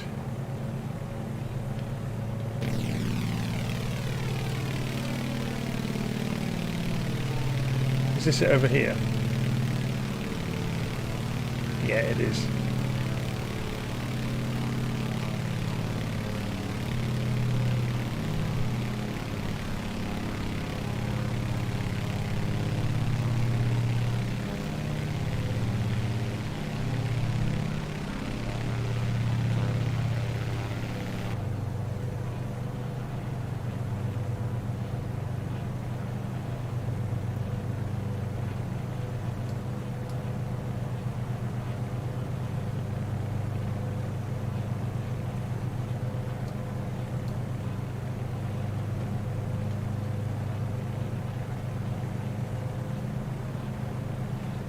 So again, we'll circle around the back of the airfield. Let's just check the wind. That was 8 knots. That's quite a lot. Okay, so what we'll do, we'll go upwind of the airfield. And yeah, do our usual thing. We'll do a left circuit in, but we're going to double back on ourselves in order to do it, which will be great because that will lose us some speed as well. So you can see the airfield down there on top of this hill.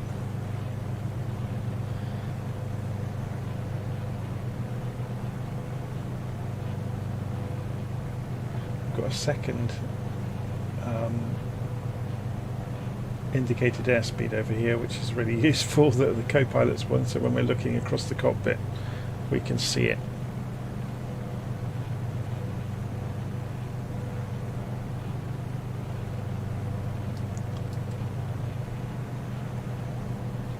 So we're coming down to 7,000 feet. Looks like it's at about 5,000 feet, doesn't it, the airfield?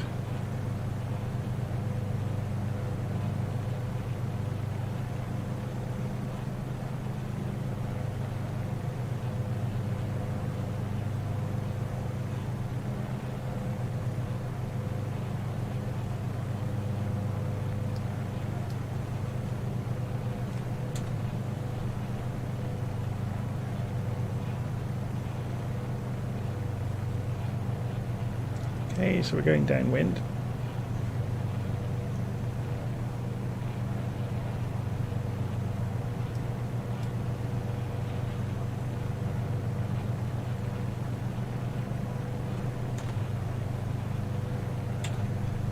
It doesn't really help us too much.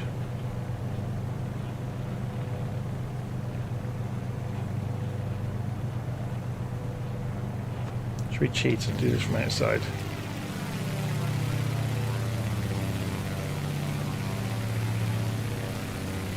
You wouldn't want to get that approach wrong, would you? It's not going to end well.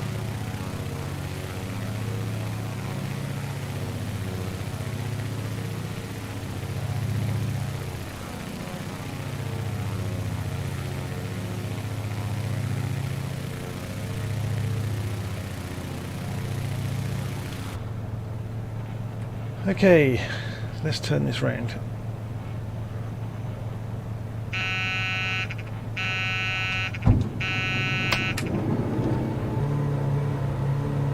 Flaps and gear are going down.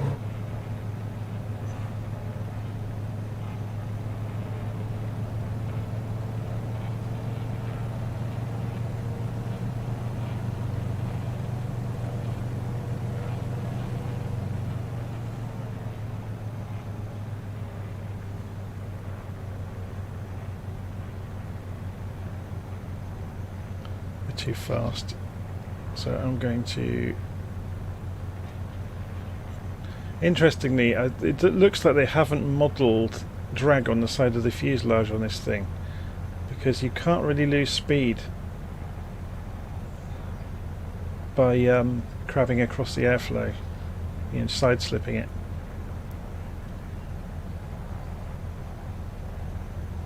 Somebody needs a new ruler that painted the white lines as well.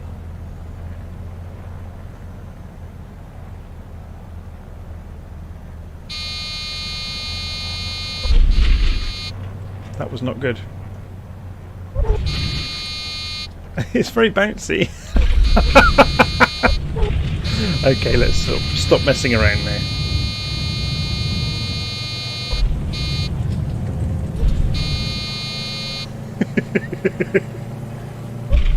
One more bounce for luck.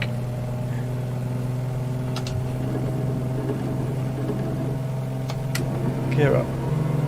That was funny.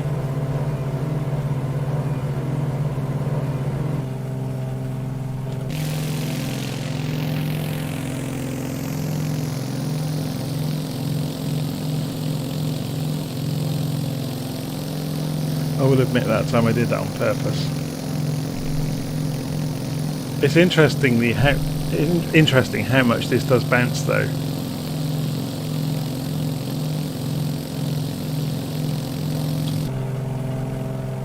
On a proper runway, you really do have to stall it in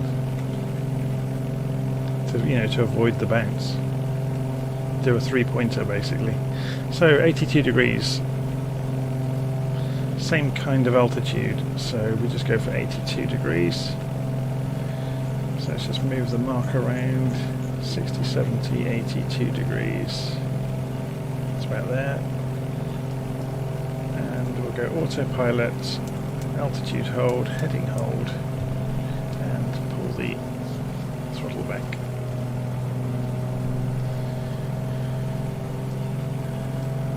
So whereabouts are we? Let's have a look. We're about to fly past Burnsville, then Mickerville, and then Penland, Spruce Pine, Grassy Creek, over to Avery Avery County, 7 Alpha 8.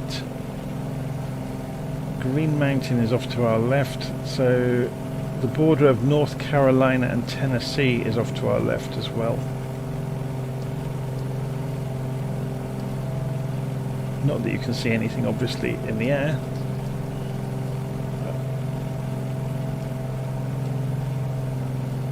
There's a lot of trees out here.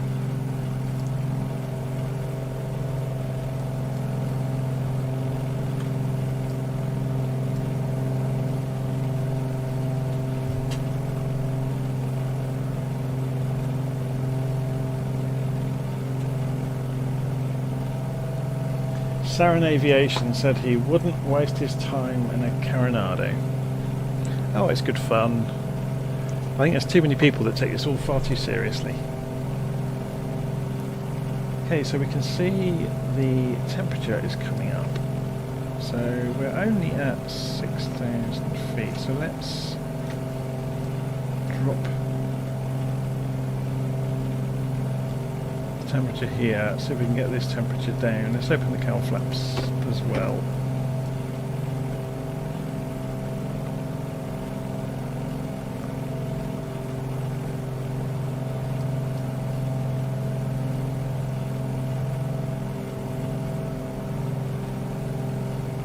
It's not dangerously high, but this is getting dangerously low, so yeah, we're going to have the carb heat on, I'm afraid.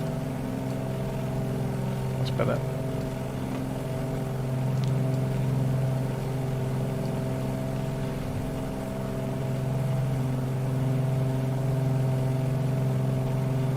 Pocket Edition has arrived in the live stream. Good morning, Mr. Beckett. Good morning, Pocket Edition.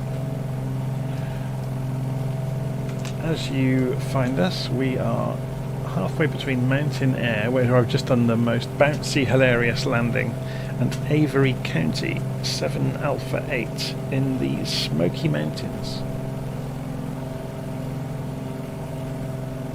in the USA. So this is on the border of North Carolina and Tennessee.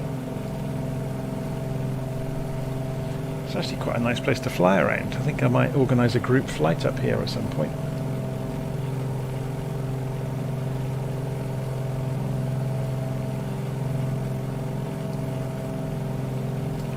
Open the window, let some fresh air in,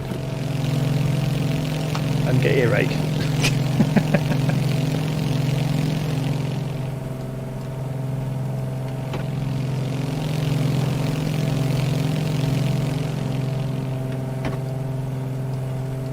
What about this window? Does it work? Can you poke our head out of anything? No, it won't let you. Oh, that's a shame.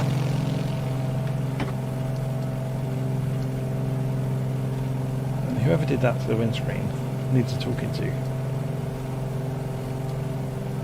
Can we use these? Oh, it's just a light.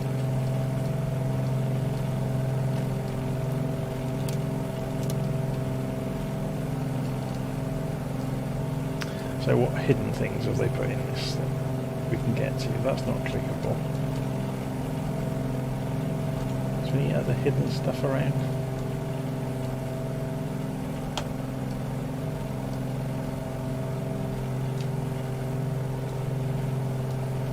Passenger cabin. Can we click any of these things?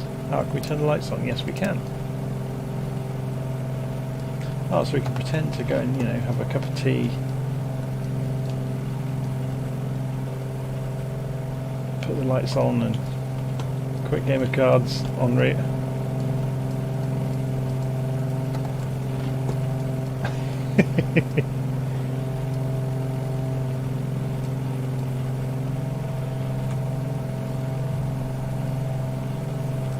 How are we doing on the route? Okay, we're just coming in towards Avery County, so we're going to cut the engines back.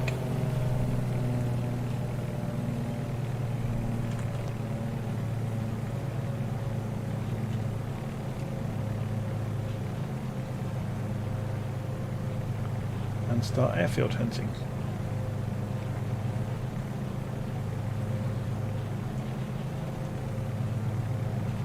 Yeah, we can see it over there. So let's go and have a look at the wind. Press F. So wind is 2 knots. It really doesn't matter which way we go. So we'll do a left circuit into runway 35.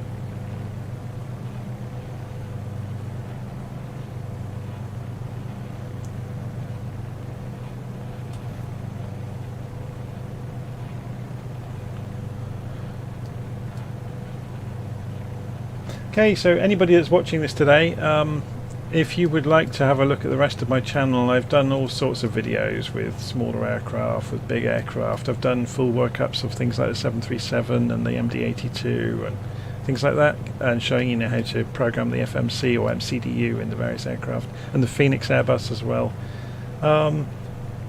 Yeah, do go and have a look. You might like to subscribe if you want to see what I'm coming out with in the near future. You also there's a bell icon in YouTube that tells you when I'm online, apparently. So if you click the bell icon while you're watching any of my videos, it will subscribe you in some way, shape or form, as far as I understand.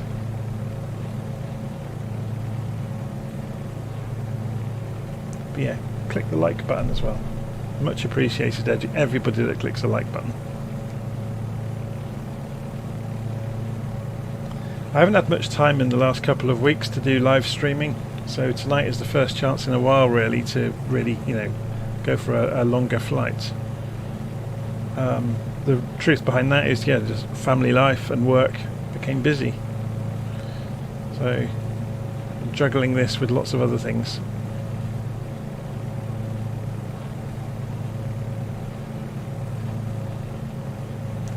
Okay, so the speed is coming down.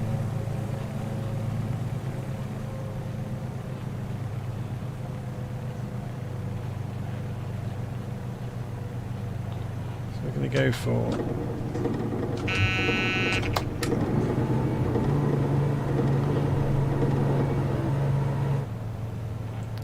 full flaps and undercarriage down, and we're on approach.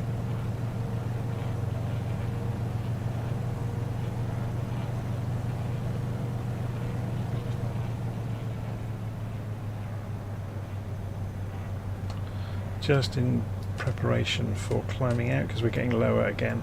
I'm going to go full rich.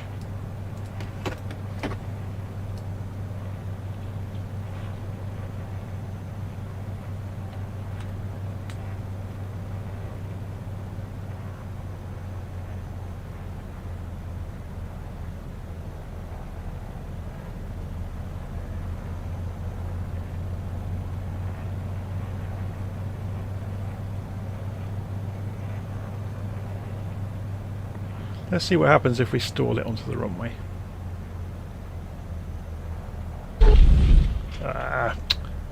Misjudged the height. Okay, that's not a problem.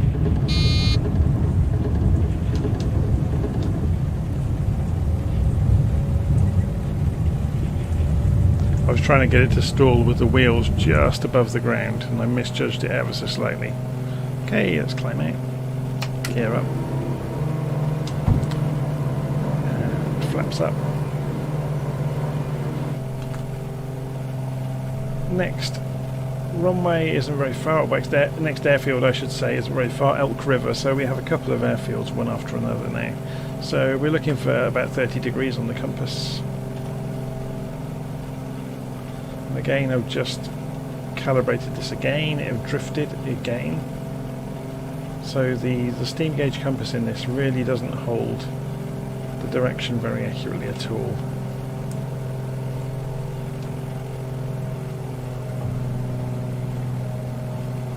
What airport was that we were just at? It was Avery County. 7 Alpha 8 is the ICAO code for Avery County. It's in the Smoky Mountains.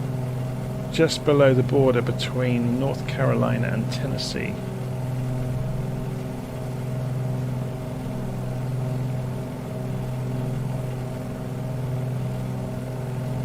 Sim UK is saying good evening to you.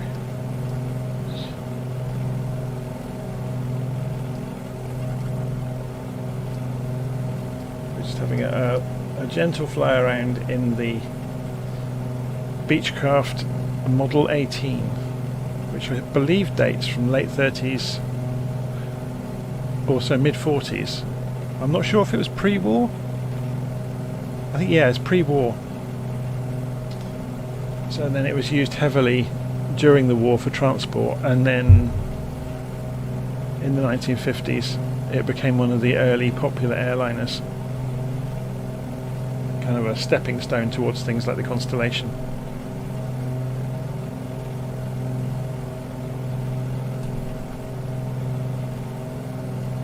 Anyone having issues with airliner MFD routes not matching anything in Little Nav Map? Could it be out of sync? It's called AIRAC data. The sim has one set. Little Nav Map, you can synchronize it with the sim. But some of the aircraft, some of the airliners do not use the same data as Flight Simulator.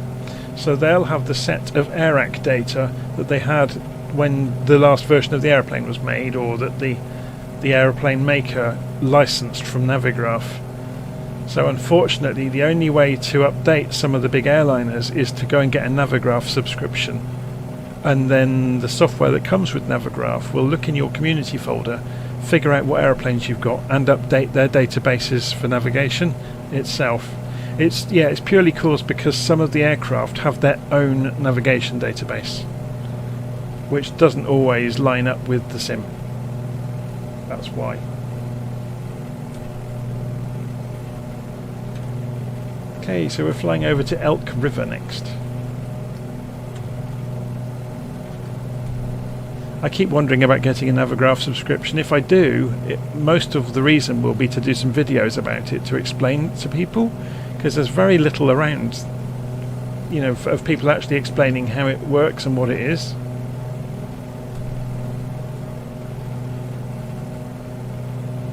Yeah, so saying to Stephen there in the chat, if you update your Navigraph, the Navigraph software will scan for aircraft that it can update, and that's why you keep seeing new versions of Navigraph being advertised. I keep getting emails from them saying, oh yeah, we've now included the Phoenix, we've included the Honda Jet was in the last update, so it knows all about the Honda Jet, which apparently has its own database like so many of the others. I believe the Honda Jet can also pull up the Navigraph charts. Okay, let's just have a look at our route. So we're about 6 miles out, maybe, from Elk River. Is it behind this ridge or ahead of it? I think it's just behind this ridge that we're flying towards. We'll find out in a moment, won't we? Because there's the bigger ridge behind it, so I think it's in this hollow down here. So we can actually help ourselves out if we descend down this valley to the right, and we could hopefully, the airfield should come into view behind this hill here before the big ridge. That's the master plan. Let's scoot across the cockpit so we can get a good view of it.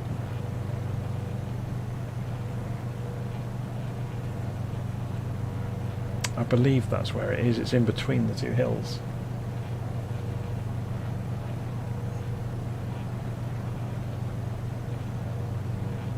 So yeah, Navigraph gives you up-to-date AIRAC data from the real world. So SIDS and stars, things like that. It also gives you charts for all of the airfields in the world. So professionally produced Jefferson charts, basically. So you get all the approach, the official, pages showing you the plates, as they call them, with the diagrams of the airfield and approach routes, departure routes.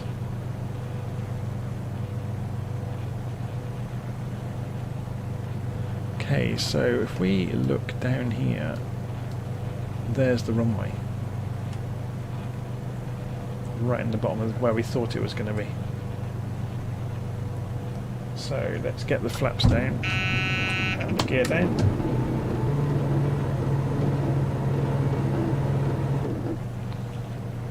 So sit back in the pilot seat, now we can see it.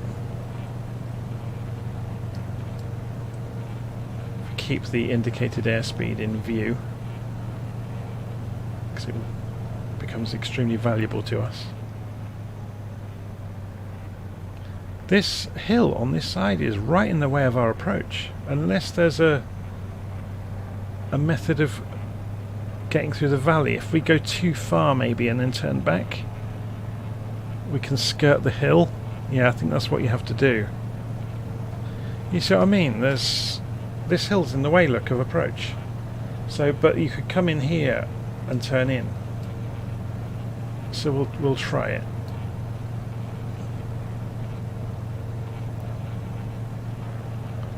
Just keeping an eye on the speed as well.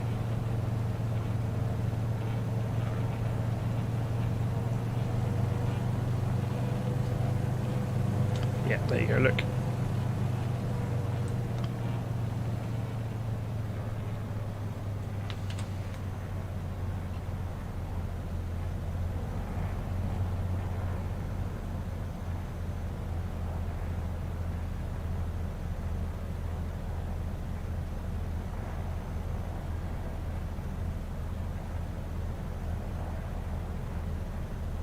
This is a really cool airfield. I like this one. Slightly overshot the turn, but it doesn't matter.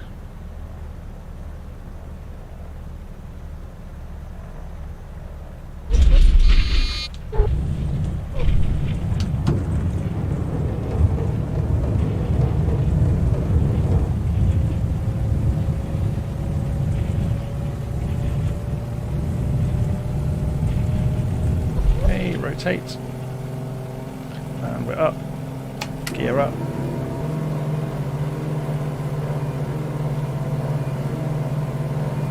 Wait till we're clear of the hills and then flaps up.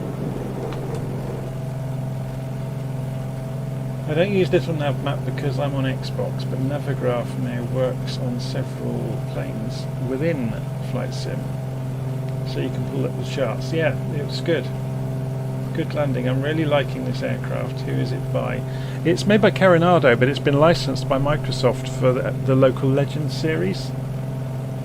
It's the Beechcraft Model 18. Just wanted to drop by, send a hearty cheers from across the pond. Hope all is well, Jonathan. All is very well. I've just been really busy recently, which is why I've not been online much. Work and home and chores and work and more work.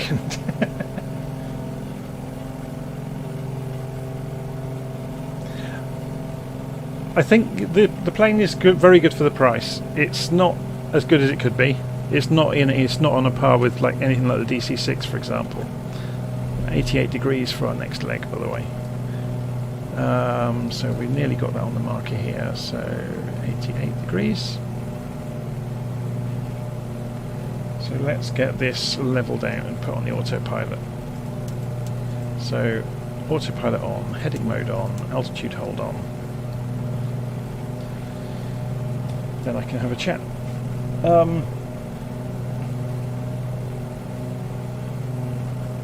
My favourite Coronado aircraft is the Mooney. I've not got that. I've never flown it. Have I been able to get the autopilot to follow a flight plan in this plane? No, it won't, because it can't. It hasn't got that. Look at the autopilot controls. It's got roll mode, so that's the master switch for the autopilot. So all that's going to do is level keep the plane level when you switch it on. Heading mode is going to follow the heading bug. Altitude hold mode, when enabled, is going to hold your altitude, which it's doing at the moment. If you go to pitch mode, it will turn off altitude hold.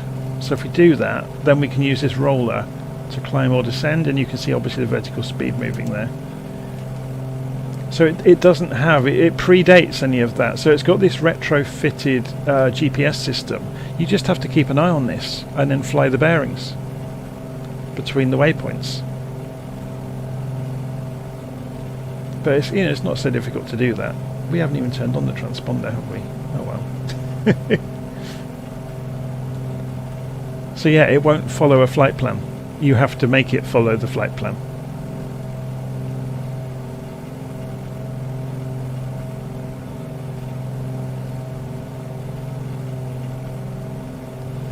The autopilot is basically a rubber band and a few sticks. That's probably it. And a bit of sticky tape and some chewing gum.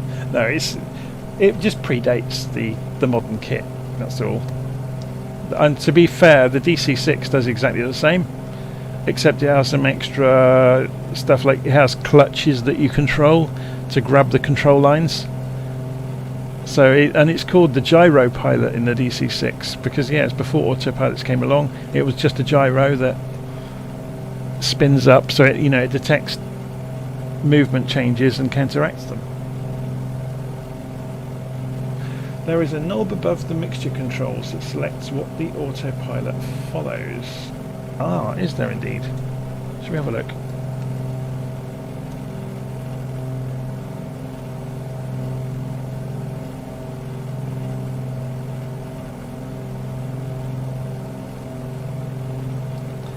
What, the CCW? No, that's inoperable.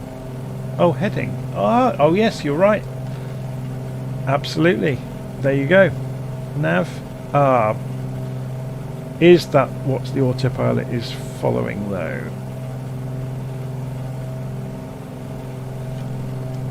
This is going to be an interesting one. So I'm trying to get the view so we can see if the plane moves.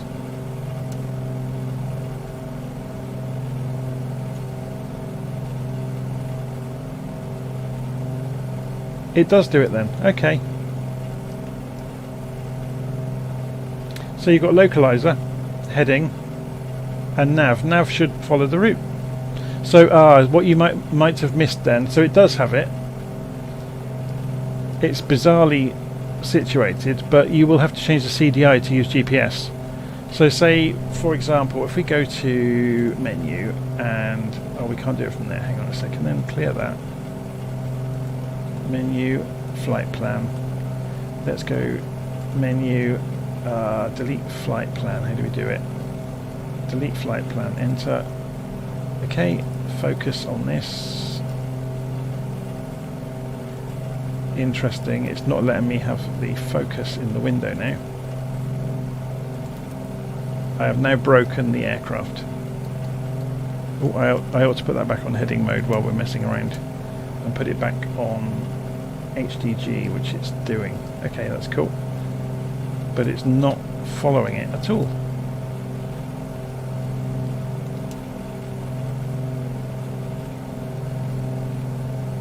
Okay, so that should correct itself, which is fine. I'm just wondering why I'm not being allowed to program a flight plan. I can't get...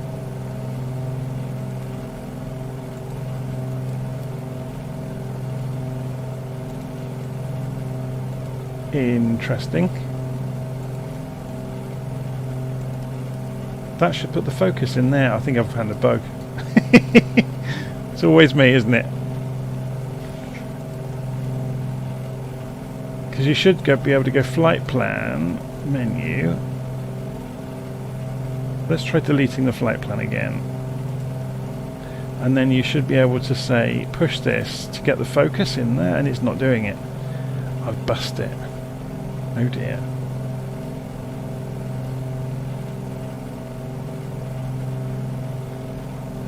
Yeah, you'll have to be careful, just reading the live chat. You have to be careful with this as well, that you switch the CDI over to be in the VOR mode or GPS mode. I think that may have more to do with the representation of the CDI over here, of what it's representing. Yeah, because you can see it changing. But I wouldn't mind betting that there's a relationship between that and this as well, that they have to match up. But it depends how they've implemented it. And I would be able to show you if I could program the route, but it's not letting me. As you can see, I can't get the focus in here. Oh well. And we're massively off route now, so let's go and correct this by hand.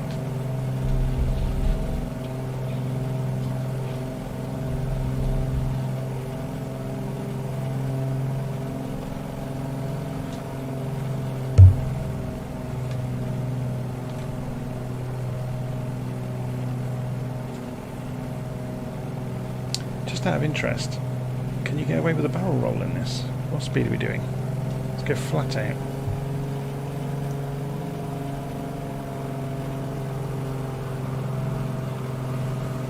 Okay, so gently nose up. And do an aileron roll, no trouble at all. No stress at all on the airframe. I'm not going to dare try anything else.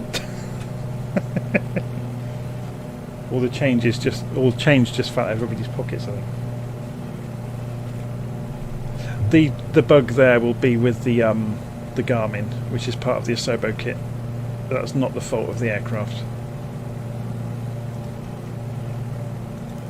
Yeah, normally you should be able to get in there. So after doing a remove flight plan, it would appear you can't then fix it. So is that the airfield down there? It is. So we'll do left circuit on the way round. So we're just descending down. Way!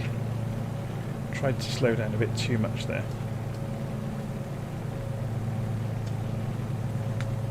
Let's just straighten our view up.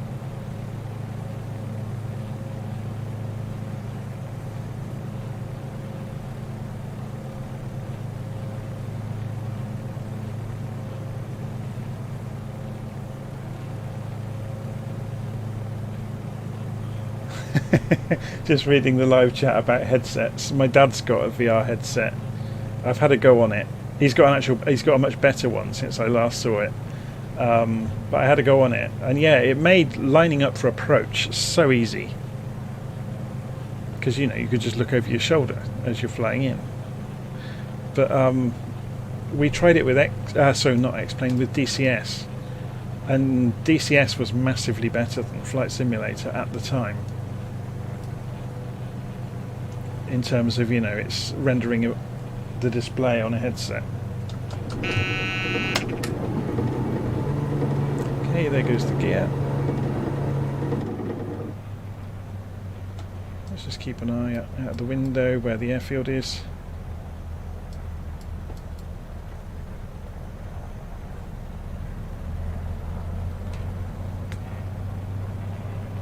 I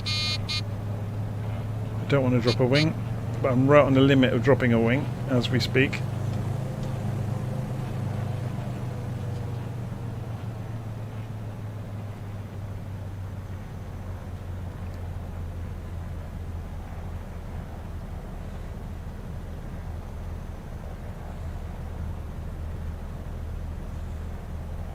There's not much room down here, is there?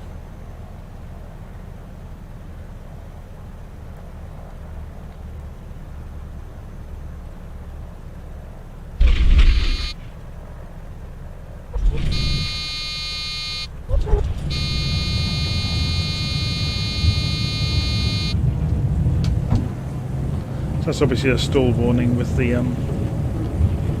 plane having a fit about us being at such a high alpha on the runway. Okay, climb out. Try and get some speed back up.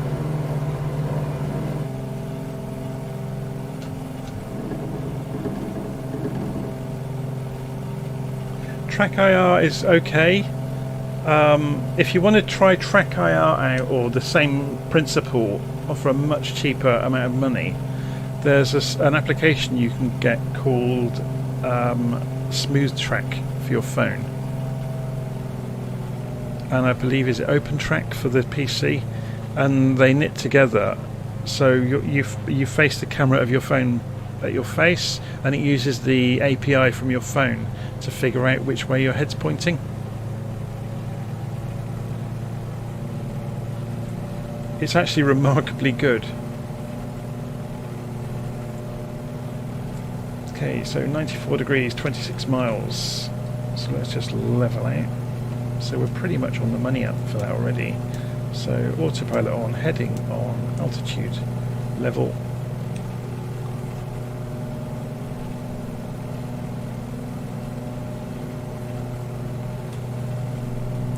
At 4,500 feet.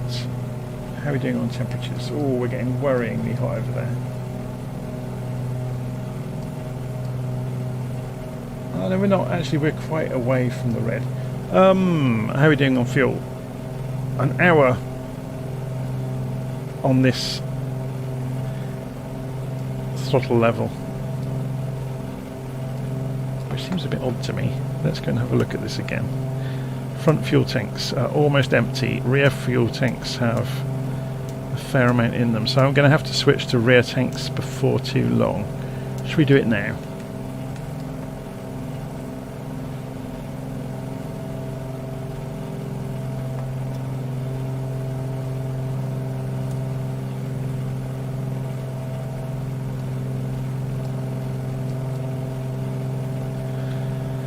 I think based on fuel, the next airfield may well be our last, although we've only got one more to go after that. But it is a long way across to Smith Reynolds. I think we'll end at Wilkes. So we want to change the heading though to 94 degrees. There we go.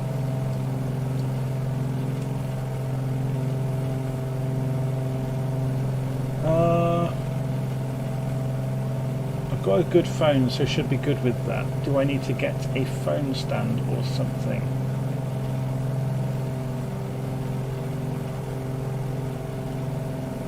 Yeah, I've actually got a phone stand, so it played into my hands. But you can just, lean it against the bottom of the monitor, pointing at you. Or if you've got some Lego or anything around, if you've got kids, then you could build a... I once built a monitor stand out of Lego because we had a broken monitor. Luckily my kids are a bit older now, so they didn't really mind me stealing a load of bricks.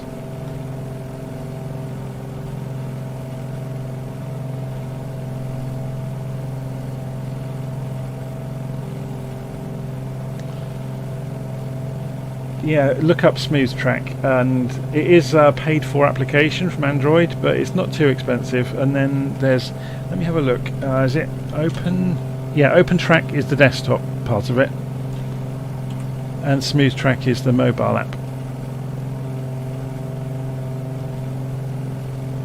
You might have to play around with your firewall on your local area network to get it working, but there's lots of guidance on the internet, of people walking through each other through doing it.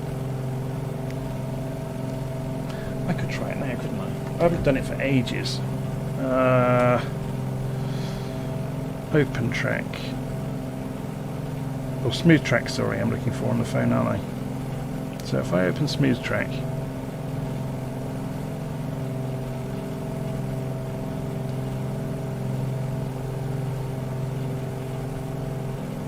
okay, so then I open Open Track. I forget how this works, because you have to play around with the inputs and stuff. Free track enhanced, filter, start.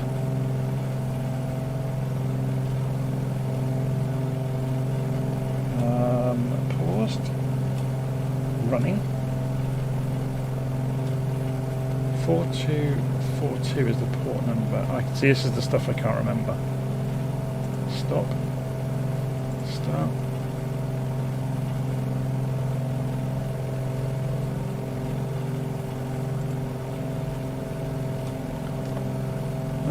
UDP over network 4242. Okay, yeah, you'll have to have a play around with it. I can't remember how it works. You can do it with a webcam as well, obviously, which is what...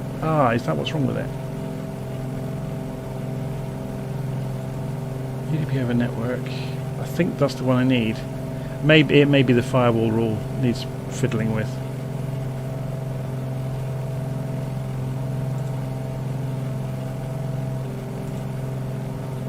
But you can see it's doing it, but it's just not picking up the phone. So yeah, I think it's probably the firewall is at fault.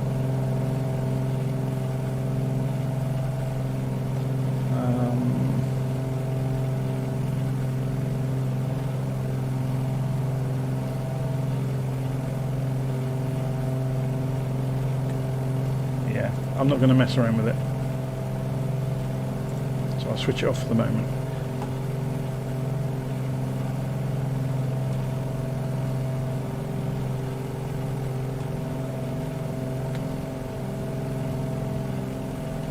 But yeah, it totally leans on the detection in your phone to figure out which way your face is pointing, which obviously if you've seen things like Snapchat, phones are really good at that.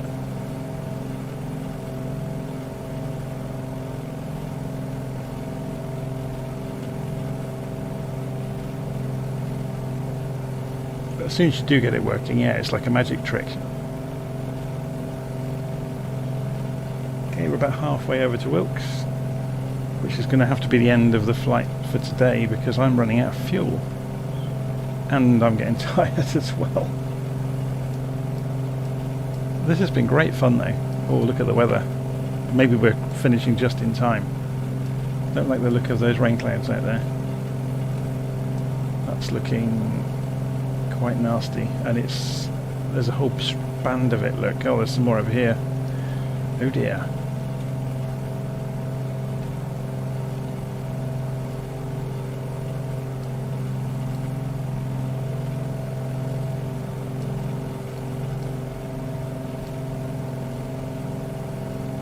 What's the longest flight I've completed?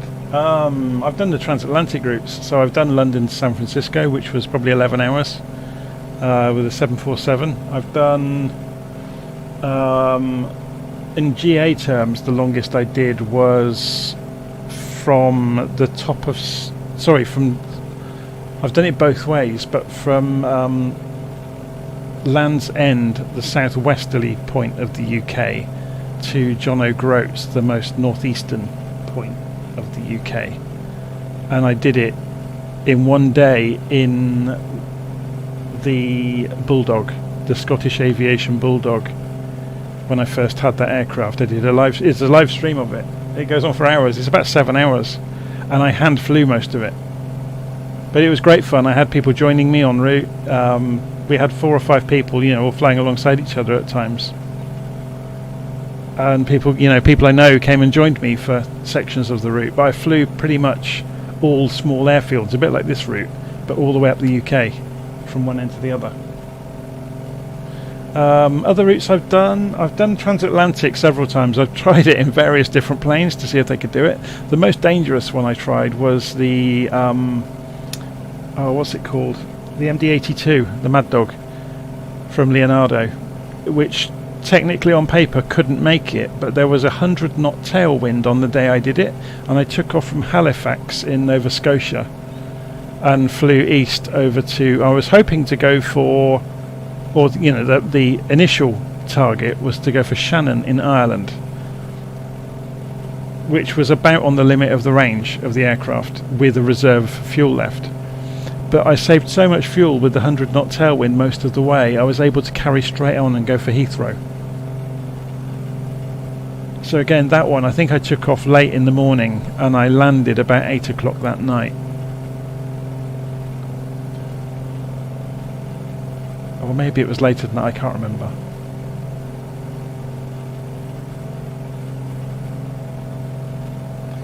So Stephen Kelly's saying we should do the group flights again. I do group flights every week. Virtual flights online. Go and join the Discord server. And if you look in the Microsoft Flight Simulator forums, you will see our events coming up. We generally fly the big jets on a Wednesday evening and GA aircraft on a Sunday evening, UK time. So UTC 1900 hours.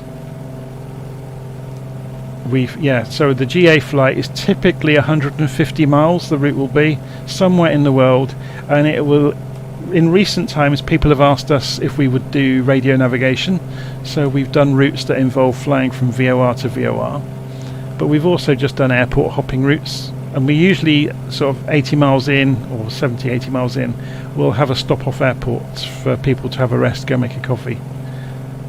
But yeah, usually the flights take between an hour and a half, 2 hours. I think hour and a half is a better target to go for, because people start to get a bit bored towards the end.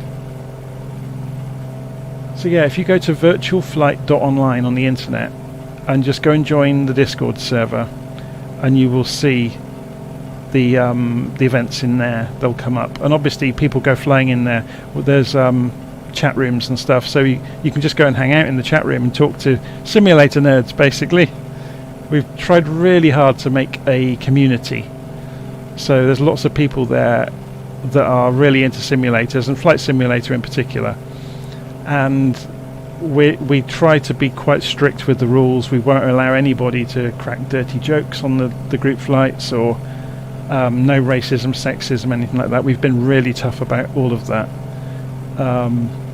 Yeah, so the main aim is to stop it becoming what the Flight Simulator group flights have become, that their own community on Discord is absolute mayhem.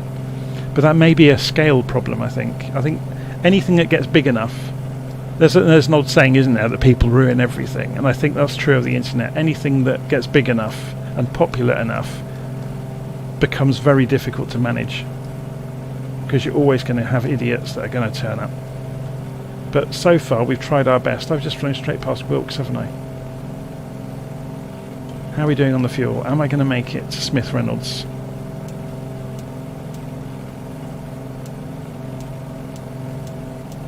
I think we'll be fine.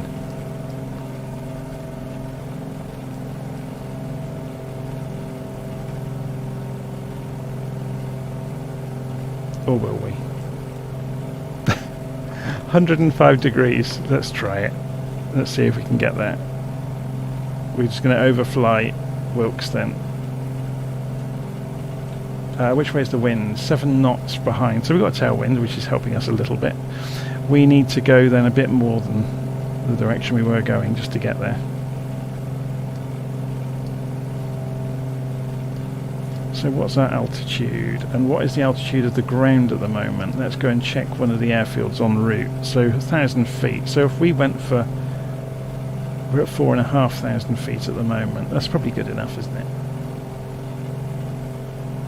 Yeah, so anybody that's listening, Virtual Flight Online, we've got a Discord server. We've been trying really hard to make it a sensible kind of server, where everyone there is interested in simulators and aviation, and we try and keep everything, the conversation on track for that.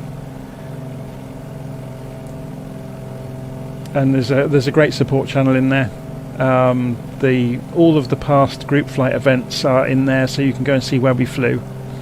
There's a photo channel for people to share screenshots. Yeah, there's loads there, and there's a ton of resources in there as well about all the add-ons for Flight Sim, the various aircraft, podcasters, content creators. There's tons and tons to go and find out in there.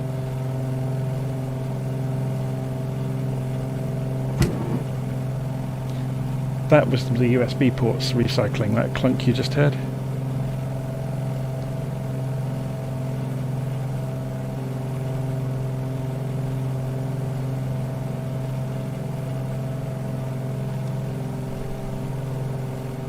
Okay, we're nearly there, so let's have a look. Let's do a distance measurement on the map. It's a shame there's no VOR down here. Oh, there's one behind it, 11620.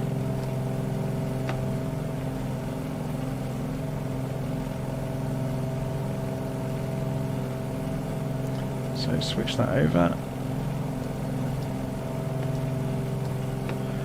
And spin the CDI around to point towards the radio beacon, and this will give us the DME on the main display, won't it? Of course it will. Yeah, there we go. Distance 47 miles to go, 47.7. But again, that's a little way past. It's about 8 miles past, so we're about 35 miles away, something like that, from Smith Reynolds.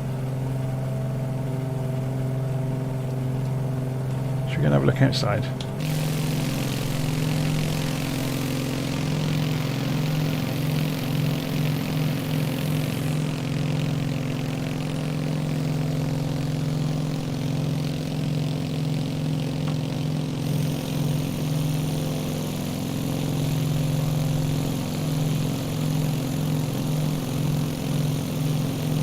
gorgeous looking aeroplane, isn't it?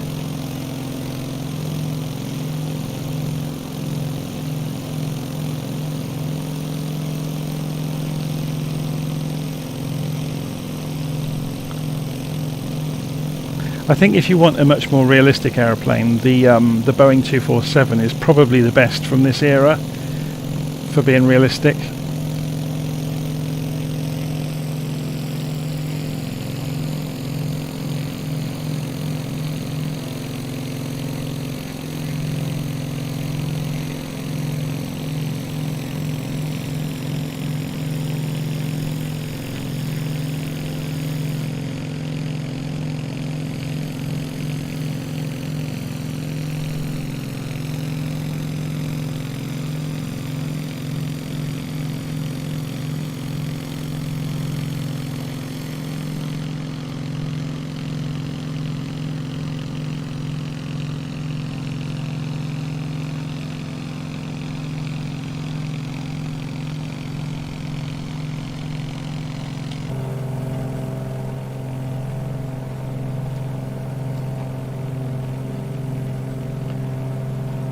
Okay, so if we were to go and have a look at the GPS, where is this runway?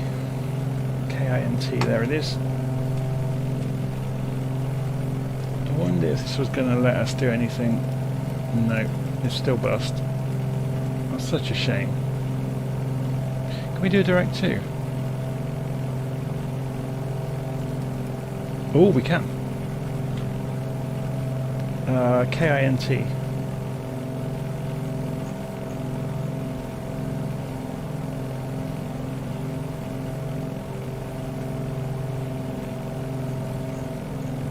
It's not completely bust.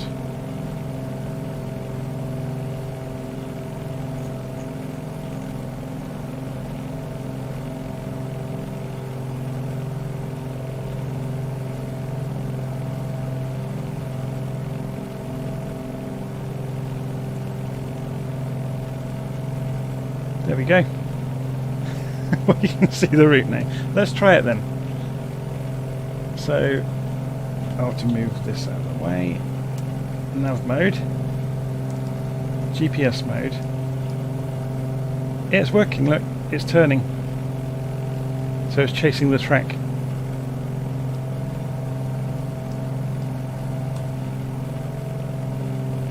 So yeah, that works a treat.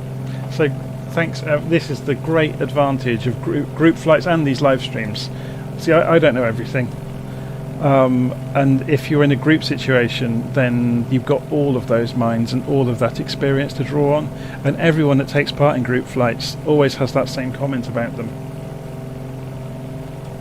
that they are that you learn so much from each other because everybody's tried things, you know, have different experiences of flights.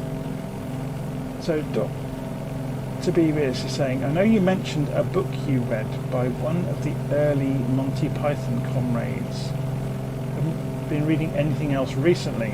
Please forgive me if you're concentrating on flying. I've got ages to go till we get there. What have I been reading? Yes, I have. The Friendly Orange Glow, is it called? Let me have a look. I'm just going to pull this up alongside. So Amazon. Let's pull up Amazon. The Friendly, it's by Brian Deere, Orange Glow. There it is. So if anybody's interested in the internet or the origins of the internet, before the internet existed, a group of students in the US built a predecessor of the social networks and stuff we know today called Plato. And it was pretty much lost to history, and this guy went on the detective trail, and he had a vague inkling that it had been done. And yeah, this group of students essentially built out a system using Unix back in the day that was very, very similar to everything we've now come to know. Obviously, you know, it wasn't as graphically rich. It was, you know, text-based interface. But yeah, so this book is the history of that kind of lost piece of, or the story of that lost piece of history. There's another great one. That's not Hackers is a fantastic book. if you've never read that. It follows right the way through from the early guys at the MIT Railroad Club, which is where a lot of the early computer programmers came from, right the way through to the beginnings of the big social networks. So it's got the whole Apple story in there, the Microsoft story, the IBM and Microsoft falling out with each other around the development of Windows. But yeah, it's they're both great books.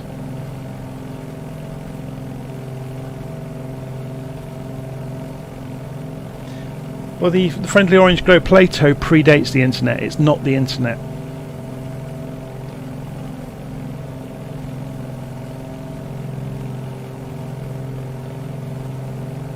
Yeah, Kevin Mitnick, you're talking about the book by one of the most notorious hackers.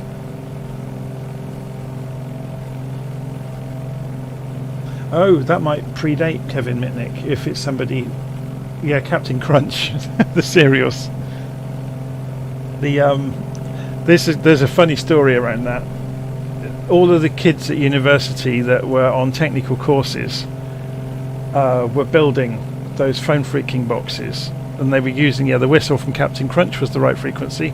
And obviously, once the know-how of how the reason the word hacking came about is because they were basically brute forcing the codes at the exchanges to figure out how the exchange worked, because obviously they didn't have access to an instruction book. So they were just trying codes out to see what would work and to see how to connect trunk dials. So they reverse engineered the internals of the phone network. And then obviously once they figured out how that worked, they built small electronics boxes to put up against the phone receiver to automate that process. So you got these things, they were called blue boxes. And Steve Jobs and Wozniak were arrested. Or sorry, they were stopped by the police, and they had a van full of blue boxes that they'd made that they were selling, and the policeman didn't know what he was looking at, therefore they didn't get into any major trouble. But if they had, history would have changed, because they'd have been put away.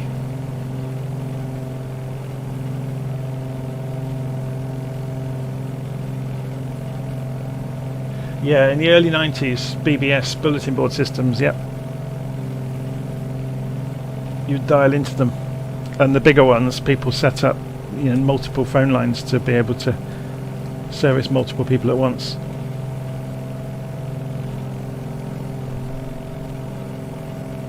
The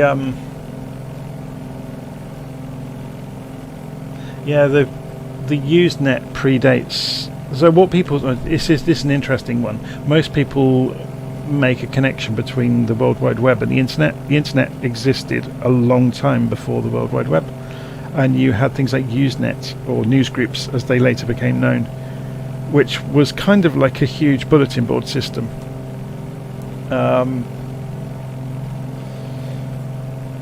But yeah, so the web didn't really become popular until the mid-90s. So by about 94 you had Netscape Navigator starting to appear. But in the very early days, it was private networks. This is back when Microsoft didn't get it. So Windows 3 came out, and it didn't have a TCP/IP stack in it. And then 3.11 added some network capabilities, but again, it still didn't have it. And Microsoft kept adding on to it. And then Windows 95 arrived, and it still didn't have a TCP/IP stack, so it couldn't connect to the internet. And then Microsoft, in the face of the internet and everything else, came out with the Microsoft Network. Now they've tried to bury the history of that, trying to say that never happened or ignore that it ever happened. They tried to make their own private dial-up network on a huge scale to compete with AOL, who were already doing it, and CompuServe and CompuLink Information Exchange. There were lots of them all over the world that were like private systems that you could dial into. CompuLink Information Exchange in the UK had a thing called an offline reader, which was a tremendous piece of software where you could pull down any updates to the forums you were subscribing to, and it would compress it, download it, and then decompress it on your machine. Then you would post your responses to conversations or start new conversations, and then it would compress what you had done, post it up the wire, and it was like a transactional system. It's absolutely fantastic. I Okay, we've got very, very bad visibility here for landing. The weather has become atrocious. So I'm going to descend below the weather.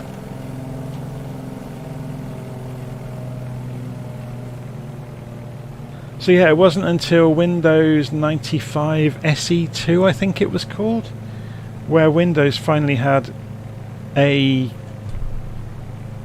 Or was it Windows 98 even that had the TCP/IP stack? I think it was.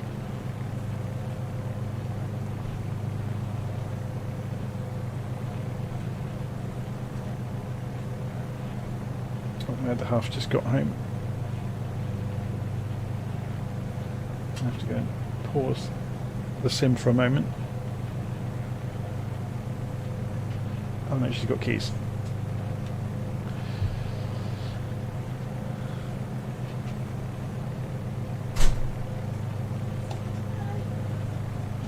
I don't know why that held that off. Yeah.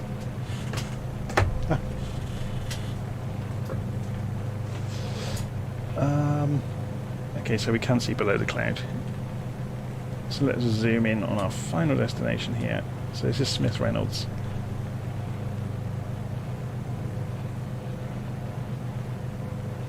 Yeah, AOL was very popular in the US, not so much in Europe. In Europe, there was a German founded company.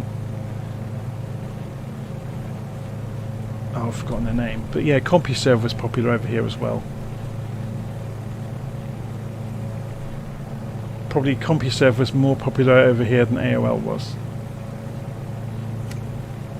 I think AOL brought a lot of people into the world of email, didn't it? Famously, I guess, with the Meg Ryan, Tom Hanks movie.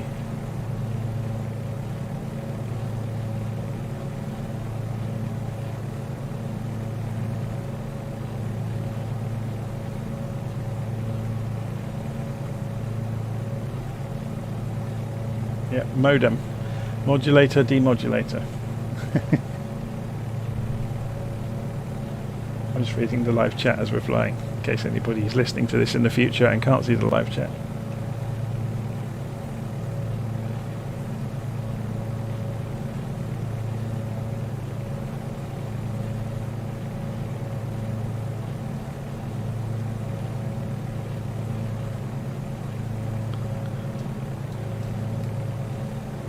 This is a big airfield.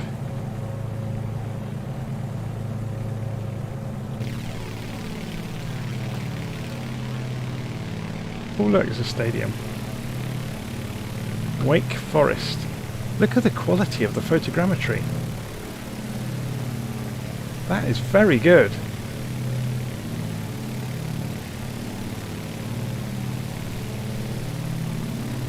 I know the US has had an enormous photogrammetry upgrade, so I imagine they've got much higher quality data than they've had previously. And looking at this, yeah, it's much, much better than it has been before.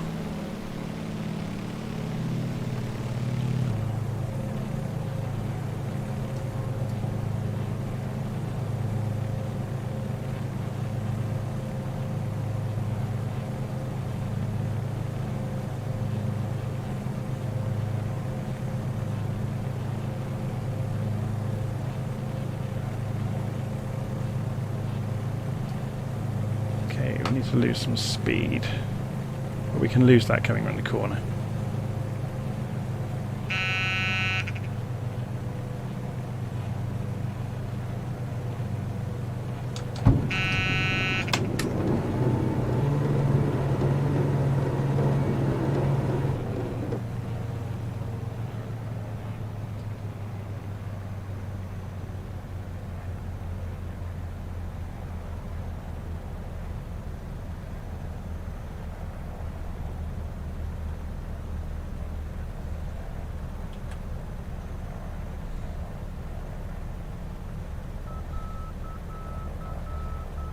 Not exactly doing this by the book, are we? But it's a huge runway, and we're in a relatively slow plane, so we can take our time about getting centered up and manage our speed down onto the runway. So if we dive for the runway to keep the speed up, and then level out and just let the speed bleed off,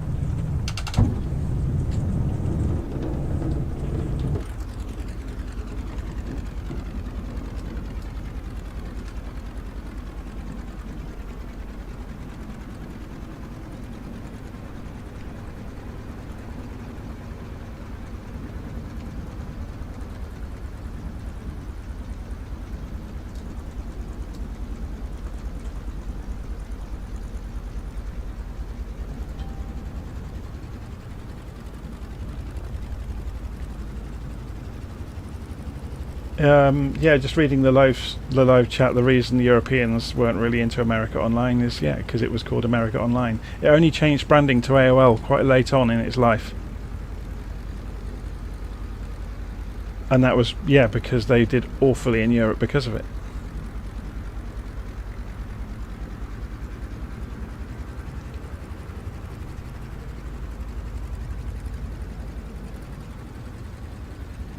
Bit of a tip with this aircraft, or with any tail dragger really, put some backstick in and it forces the tail wheel into the ground. Makes taxiing a lot easier.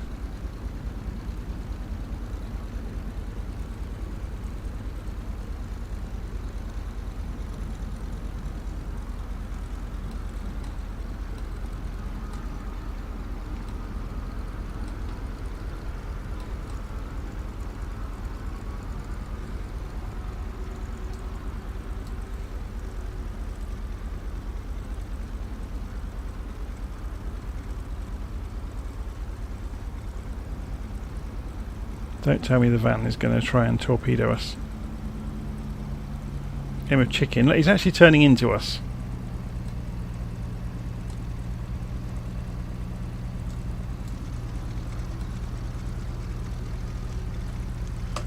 So he's going to very carefully and gently drive straight through our wing, I imagine, before doing a few donuts through the fuselage and then go and look for his next victim. Okay, so there we go, that's the flight. So to cut the engines we can pull the mixture back, which will starve them obviously, but it uses up the last bit of fuel in the engines, which is the main thing.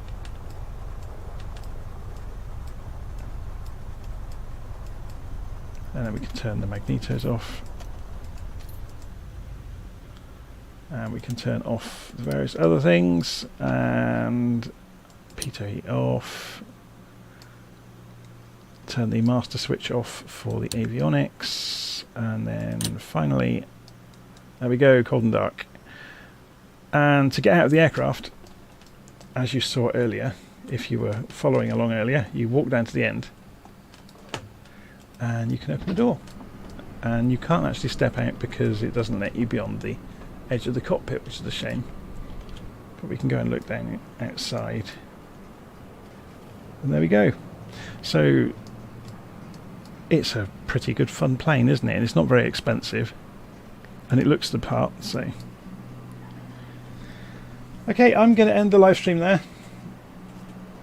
If you guys want to keep the conversation going, by all means go and join the Virtual Flight Online Discord server, and the general chat room there is, anything you want to talk about really, within reason. There are rules on the server, like I said, no hate speech or anything like that. But if you want to talk about reminiscing about the internet, everybody in the server will probably pile into the conversation with you.